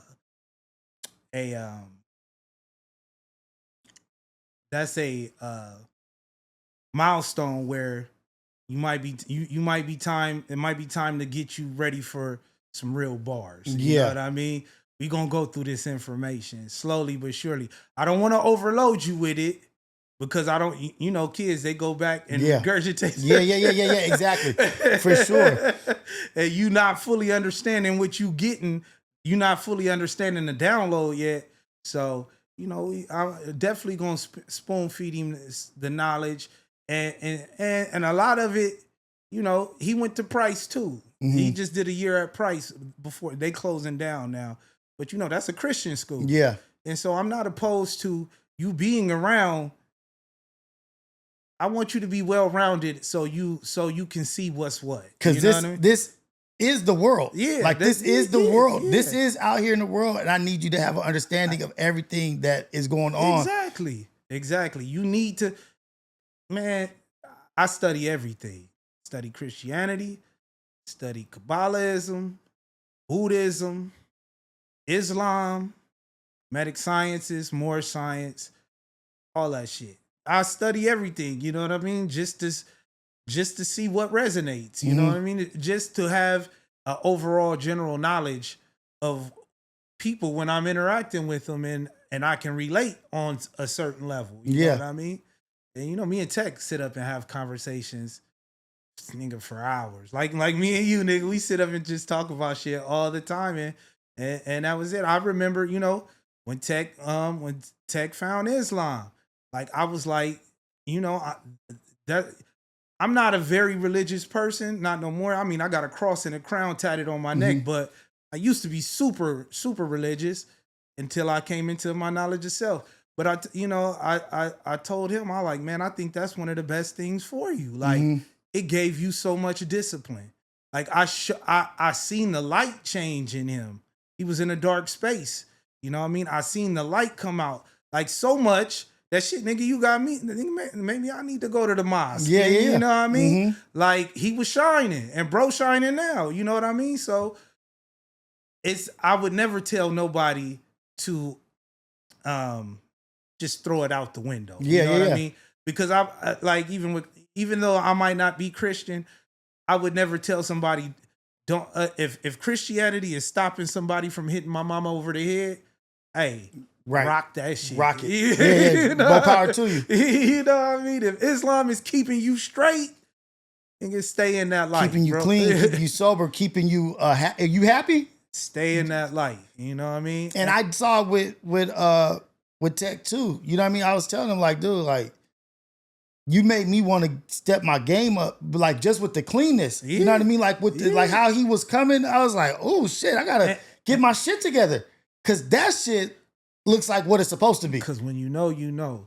And you know, it was niggas that was snickering at him. Yeah. You know, cause he had the suit on and was selling bean pies or whatnot. But niggas didn't understand the protocol. Niggas didn't understand the humility it took to do that type of shit. And the recreating of a man, that's all part of the recreation itself. You know what I'm? Niggas don't understand. They don't get it. You still a baby in the mind. You know don't what get I mean? it. You should never you should applaud a man like that. Because you'll never put yourself in a position to be ridiculed. Right. And you'll avoid realness so you don't get ridiculed. Yeah. And you know, and going into this, you know there's gonna be judgment. There's gonna be opposition to what you're doing. But you gotta be ready for that. Because this means more to me than anything you talking about. Exactly. And man, I'm so proud of that dude, bro. Like and you know, we talk about it, we tell each other though, but we've evolved a long way from them little kids on Stanton Block. You gotta think, nigga, I've been running with that nigga since 4 years old, man. We share the same sister. His dad, you know, that's not my father by blood, but that's like the only father I knew. My natural father wasn't there. Fish took me in, you know what I mean? So we came up from yay high 0, you know what I mean? And that's my guy. And you know, like family, we had our quarrels and falling in and out, but nigga, super thick. We tied in, bro. And I'm proud of everything that guy got going on. And I support it. Everything he do. Like, that's always how I've been. You know what I mean? It's always how I've been. You know, it just, you know. But look at this. Back, like, everything develops, right? Like we get these things in waves, like get this knowledge in wave or get these experiences in waves and come from this chapter to this next chapter. And we stay stuck in this chapter because it's enjoyable. Right. But we know we got to go to the next. I've been telling people for the longest time that Long Beach, like, and I want to say Eastside Long Beach, but I'm saying Long Beach, right? We've sat idly by and didn't complain once. Right. Oh, you getting it? Do your thing. I promise you, the work we put in, the work you put in, all that shit is coming back, and it's gonna come back in a full force tidal wave. For sure. Because I feel it. I feel it this summer. I feel it for next year. That I even told my wife when we came out of COVID, I don't know what told me, but when COVID was over and we was back in the world, I told my wife, we driving, I said, do you feel that? She was like, what? I was like, I feel like the shit is lifted. It is a shift. I feel like the shit is lifted. Like our trial and tribulations, our test, and what we made it through, because look at what we made it through. Crazy. Like, man. look at what we made. We're equipped to take over anything. Anything we want. We were tested cold. No real shit, and just on some Long Beach shit. I mean, niggas might say what they want, but on some Long shit, when Long Beach do it, it just be done right. Be done right. I mean? It takes people take notice, and then with that, you know, comes a certain kind of hate energy or whatever. But people only hate what's great. Yeah, and niggas is telling me I fuck with a lot of different niggas from different parts. I fuck with Inglewood niggas, Compton niggas, everywhere, LA, Watts. You know, niggas be like, man, you probably you one of the coolest Long Beach niggas I know. Them niggas be weird. Long Beach niggas be, what the fuck you mean, nigga? You mean weird, nigga? I said, you just ain't met the right niggas. Exactly. You just meet niggas that came up in a different era, nigga. The Long Beach niggas I came around, treacherous, nigga. Yeah, what you talking about? Wasn't to be played with, you know what I mean? And was with everything but stand up guys and a ride for you and to give you the shirt off they back. You right. know what I mean? Solid dudes, character. That's what I was brought up on. yeah, some of the shit that these new niggas do be weird to me. And I don't stand next to it. It's probably why you don't see me with a lot of different niggas. You know what I mean? Because I can't get with that. Like, I don't understand that. You know what I mean? But it's not just Long Beach. I see that shit all over. All over. All over. And it's foreign to us. Yeah. It's like, it's unrecognizable. Yeah. Like, thinking, wait, what? Like, okay, that's how y'all getting down, but it's a clear cut difference. Yeah. And I'm not willing to do the things you willing to do to make some shit shake for you. That's some weirdo shit. Now that's the weird shit. You know what I mean? Like, some of the antics that I see these niggas doing is just like, man, I'm never gonna do a podcast. I'm never going to, because I can't do that shit. You know? Can't do it. Can't do it. And I think what the desperation and thirst for monetary gain, and almost now like clout has outweighed monetary. It's like, oh, as long as your face is there. But what I'm trying to tell people is like, you're doing anything and everything for nothing. For nothing. And so my question now is like, to people that question my movement or whatever, I know my purpose. Yeah. Like what's your purpose? And you living in your purpose, bro. Like we talked about earlier.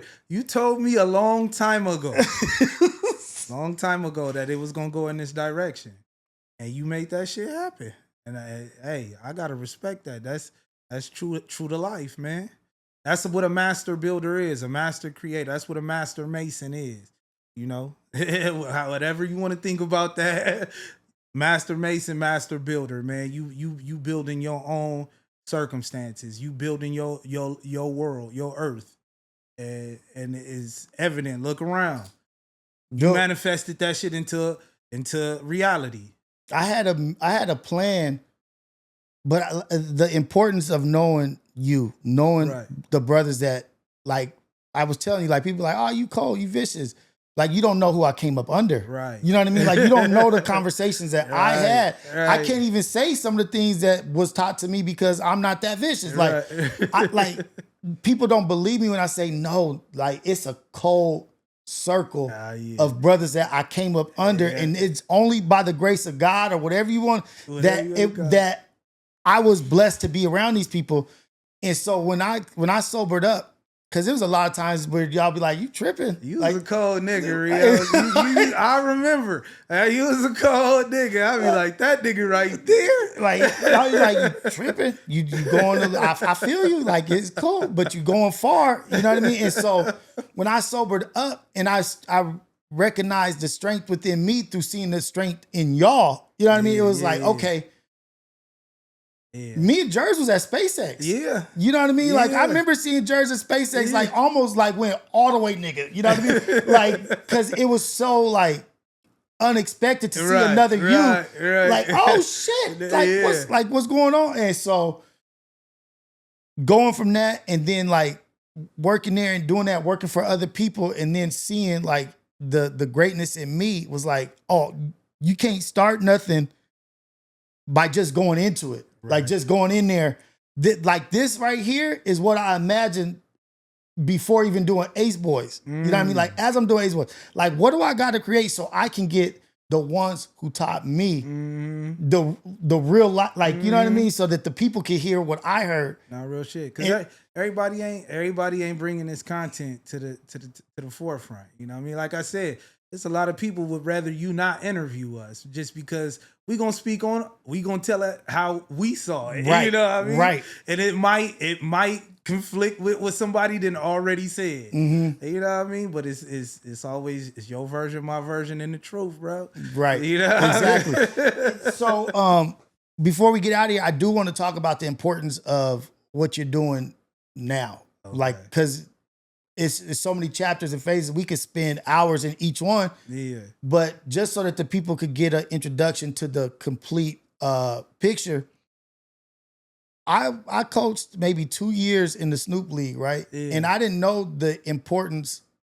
I was coached my whole life. I ran track, played football, basketball, but I never realized the importance of a black coach that cares about these black boys in a way that you're not my blood son, but I care so much about you that I'm going to do this shit for free. I'm going to sacrifice time because Money I and know you need this. You need it. And I'm the one to be here for you to do that. Talk to me about the power of being a coach in these young men's life and the impact and how it's helped you grow in life. It's paramount. It's paramount, bro. It's so needed because so many of our kids just on our team alone, and I see it through all the chapters, so I know it's being dealt with, but just the impact on being a positive male figure constantly, consistently is changing their lives, eye-opening. They look forward to coming to practice. You know, some of these kids mom's barely at home, no father. They have no idea what nutrition is, no idea of a regimen, pretty much lock-key kids watching themselves, you know what I mean? They don't know what character is. They don't, they grow up watching YouTube and the internet, you know what I mean? So it's just paramount to be in these kids' lives. We have a couple kids where, it's without saying, you don't even ask them kids for nothing. You just pay for them. Yeah. You pay for them, you get them this, buy their helmets. Like my Dre is wonderful. Shout out like Dre. That. Coach Dre. Wonderful. Shout out Dre. Like that. Coach Rowe, all of my coaches, Coach Wayne, just picking kids up, you know what I mean, that need rides to practice, going out your way, overextending yourself, even your own. There's so many times, sorry, is a cold dude, bro. He's really a character, but I'll give up something of his because, another kid don't got it. You know what I mean? Yeah. You be all right without that. Let him have this. Yeah. And he be hot, but he don't understand. Yeah. You never went without, bro. Yeah. So you don't understand this. Like, you got teammates that are never, if we don't do this for them, they're never going to see this, whatever it is. You know what I mean?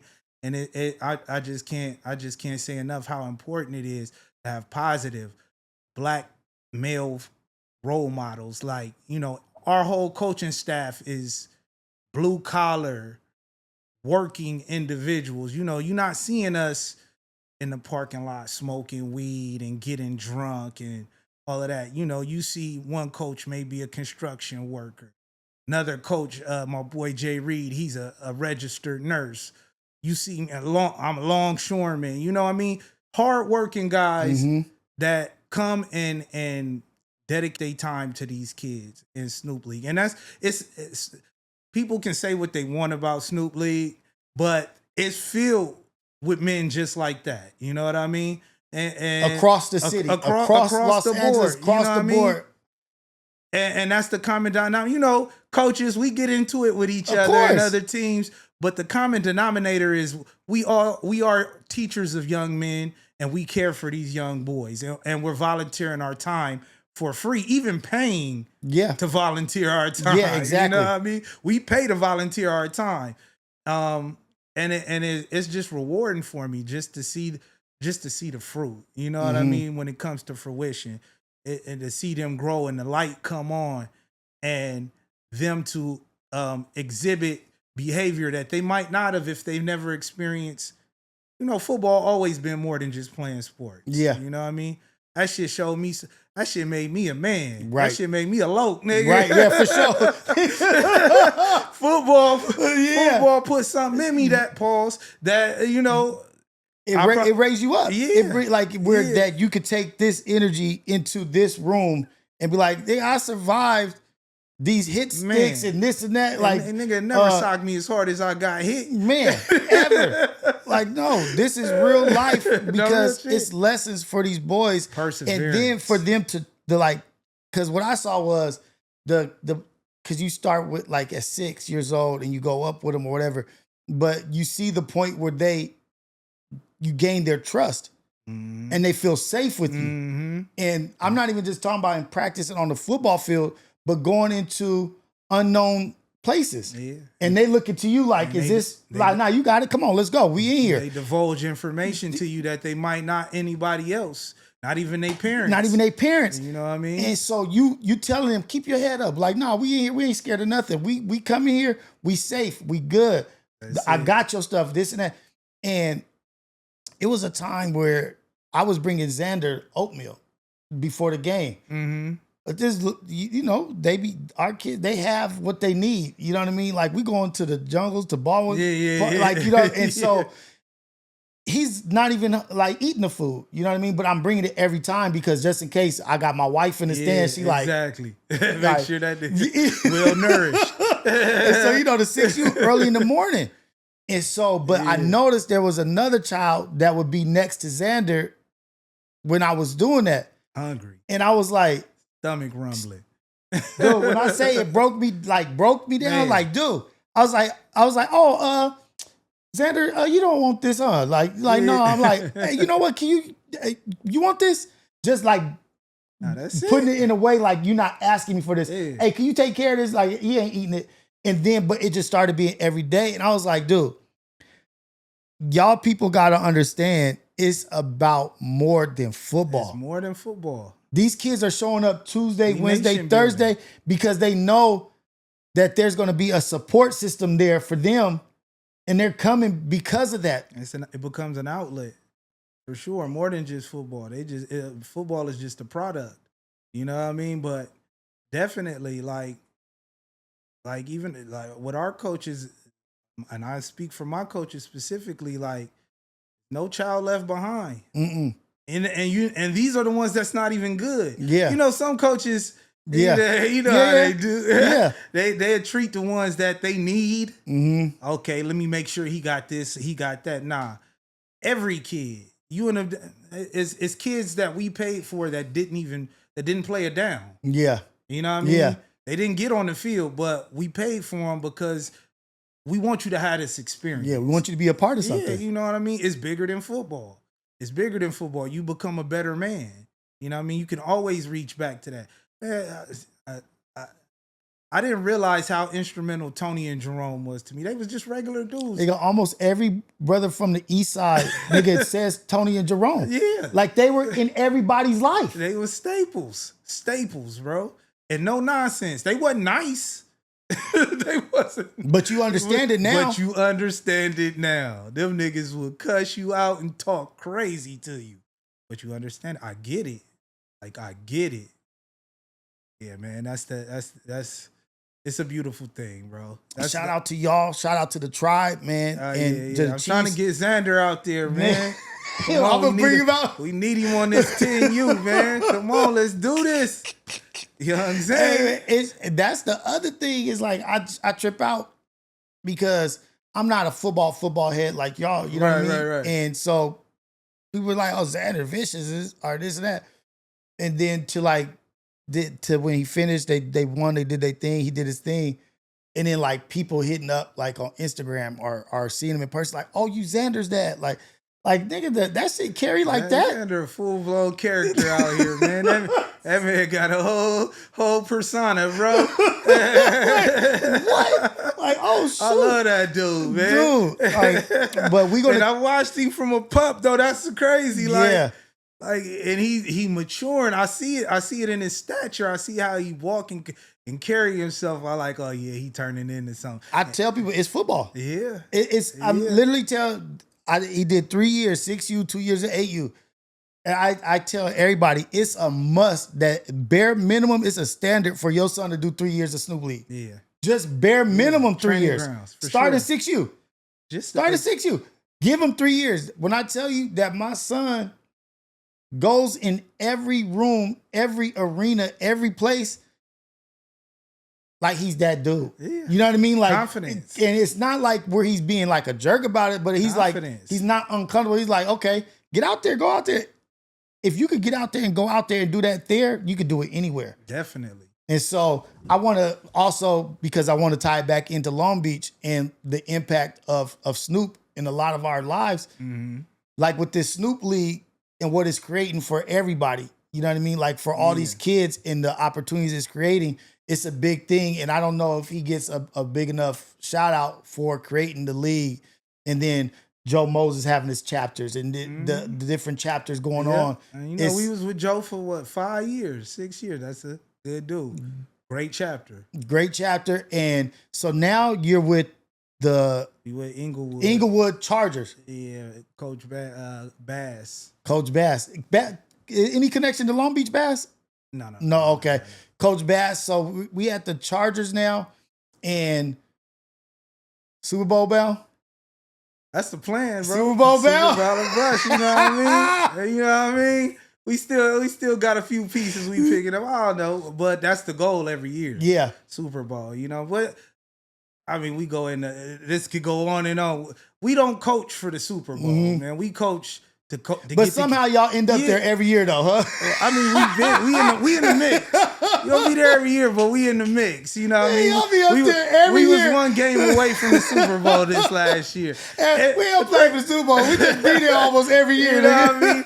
Crazy part about it, nobody expects us to ever be there, but we always in the mix. You know what I mean? In this day and age, I mean, youth sports ain't the same as it used to be, bro. No, it's not. It's not. It is politics and pay to play and who you know and all of that other shit. That's why it makes it even more important for the brothers that's there to be there. Exactly.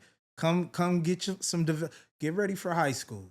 That's it. Right. You know what I mean? Be better when you leave us than you were when you came. You know what I mean? That's so vicious, man. With Asar, what if he chose a different route? You know what I mean? Like if he chose a different route, like what he's actually interested in, what is that conversation like with you? Shit, I tell him all the time. We question our kids all the time. I was like, if this is not what you want to do, you gotta let that be known now. Yeah. Because you don't waste my time. Yeah. Or my money or my energy. Because it's a lot. Yeah. Like you don't have to do none of this. But so this is what it is. He says he wants to do things. I'm gonna make that close as possible to happen for you. You know what I mean? I'm gonna do everything in my power to make it happen for you. If you say that's what you want. But you also gotta show me that's what you want. You know what I mean?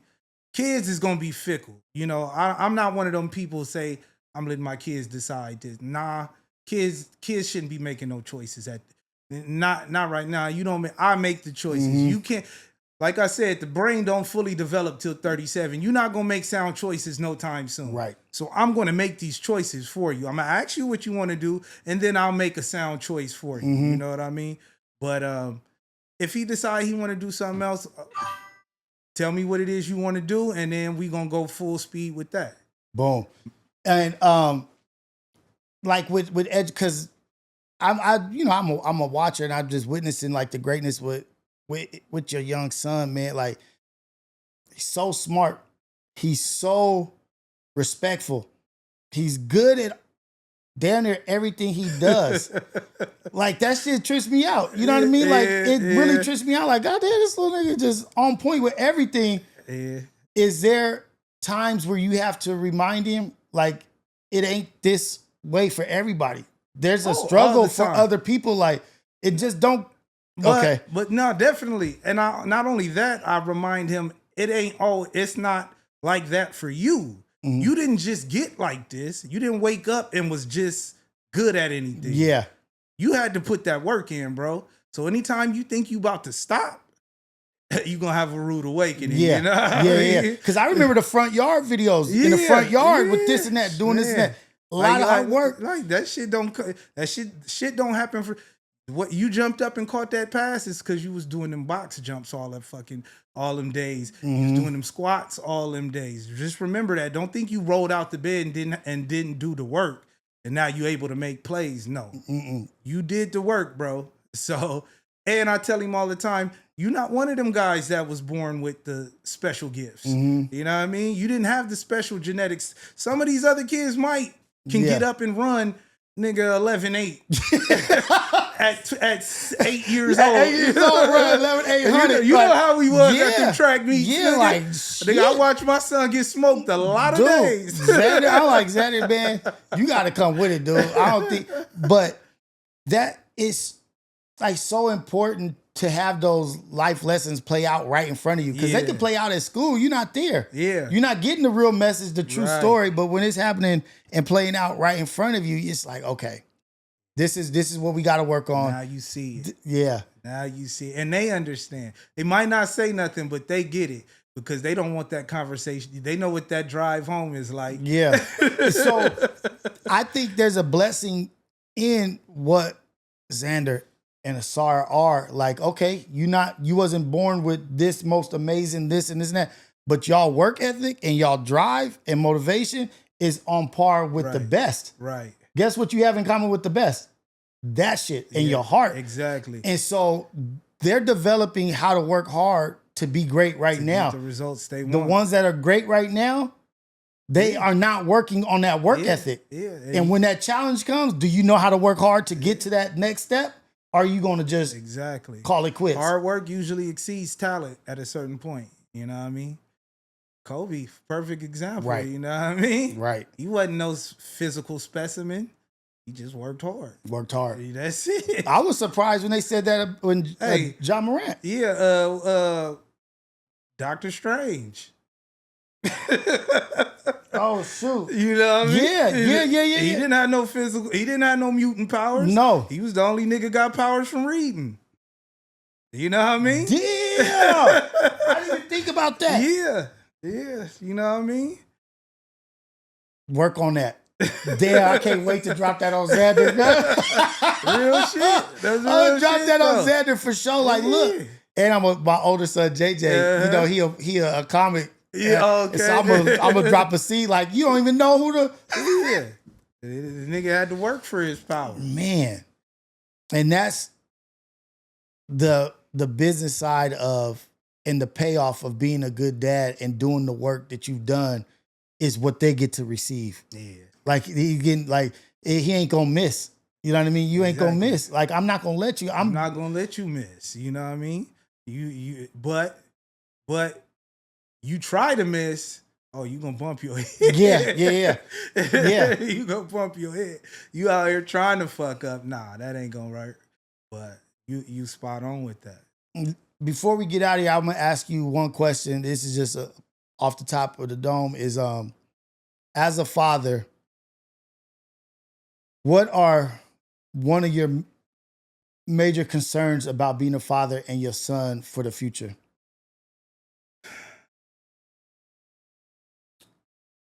Just the world not being one that I recognize. One of my concerns, him living in a world without me and it being a world that I couldn't recognize. You know what I mean? I just there's no preparation for what you don't like. Yeah, it's like because the world is changing at such a rapid rate. I would never want him to be ill prepared for what's to come. Mm-hmm. You know what I mean? So that's one thing I do think about. Like, damn, what legacy am I leaving behind, and how will he handle what's in front of him while I'm not here? Because that's all being a dad is. Preparing your kids for life without you. Right. That's right. it. Yeah, for sure.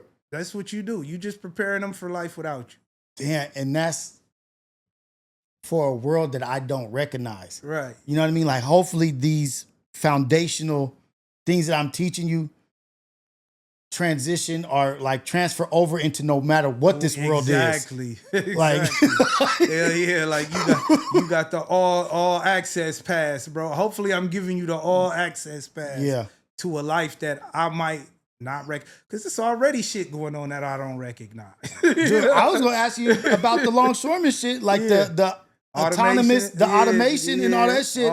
Is it going down already? Is it starting to happen? No, it's been in effect, you know. It's been in effect. They've been doing all automating the docks. Hey, you know, union is the only thing slowing it down. But eventually, it's no way. We're going to have to learn how to work with automation. Mm-hmm. It's never going to be no automation. Yeah. For that industry to survive with people, we're going to have to learn how to work with the technology. And it's never going to be the same of, you know, the longshoreman shit been going. it been gravy for over 100 years. Yeah, you know what I mean? yeah, for sure. And niggas don't like that. You know what I mean? And companies is like, we tired of this union shit. Yeah, this is capitalism at the end of the day. Like, how do we squeeze as much out of this as we can? Yeah, it's too much. All of the strike threats and we gonna show you niggas. Yeah, you know what I mean. All of we don't have to pay for benefits and you know the longshoreman shit is gravy, bro. I ain't gonna front. That shit is gravy. And to be honest, every day I look at that with like, it's only so long this shit can last. I have to have plans and I have to have an exit strategy. Yeah. You know what I mean? Just because I don't see the industry surviving as is for more than 20 years. Because the efficiency of that autonomous shit, like the way it's moving. Cool thing about that, we outworking that. Like John Henry. No, we outworking John Henry versus the machine. Yeah, we outworking. The numbers say human labor is surpassing automation, but they don't give a fuck because of the payment on the insurance, the payment on this and the future. Yeah, just of what we want the future to be. I just don't want to talk to y'all no more. Kind of shit. Like, I don't want to have conversations. Yeah. Well, yeah. I want. Let's make this fully autonomous, and we own it. Let's get rid of the middleman. You know what I mean? Dude, I knew it was kind of over when I was building electric boats, right? For the last company I was with. Build it from ground up. And then we had the military come in on one of the contract with us, right? And so I'm sitting in with the engineers, young engineers. I'm older than them, you know. And you sound like Jers. Jers just landed one of them types things. Dude, and I'm sitting and like, so I'm listening to them talk to the military cats, and the military was like, "Is it autonomous?" And they were like, "Yeah." No, I built this motherfucker for like, I know it's not. Right. Like, oh shit, y'all some cold motherfuckers. Y'all just lie straight like that. Right. And so afterwards, I was like, hey man, I don't want to be a part of anything that, don't ask me to not be truthful. You know what I mean? Like that. I don't even have to be in here. Yeah, exactly. He was like, no, hey, we can make this autonomous in 30 minutes. I said, what? Oh yeah. He said, yeah, I'll get 30 minutes. We'll make this. I was like, he said, and I can control it with the remote. Oh, that's it. I was like, oh, okay. Like literally, you surpassed what I can even think. Literally, they have, I mean, it's part of longshore work. They have rooms with just like control panels, like you playing a video game and you working the cranes remotely. It's wild. It's crazy. It's wild. And it's the future though, you know. You gotta adjust, adapt. That's what we good at, man. Niggas adapt to anything. We got all that music still, right? Yeah.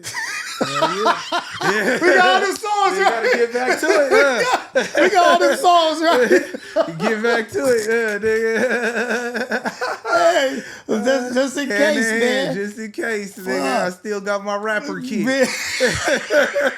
I got my rapper kit. I got the gold chain and the shades. For real. Nigga. We'll turn this motherfucker into a studio for real, dude. Like, but no, man, I appreciate you coming through. And I know it's not easy just coming and hopping on a podcast or on an interview and just showing love. And I appreciate it because you didn't have to do this. Oh, man, you didn't have to have me, so I appreciate it. No, I did. My first time, I had to man. have you. My first time doing this, man. Hey, man, and hopefully the first of building whatever we can build out of this and do and create.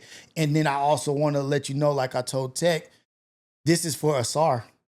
You know what I mean? Like this is for him also. Yeah. I have the Father Like Son podcast I did with Xander, but I'm not telling Xander this is the reason, but I want them to get comfortable speaking. I want them to get comfortable with the lights, with the cameras, with the microphones.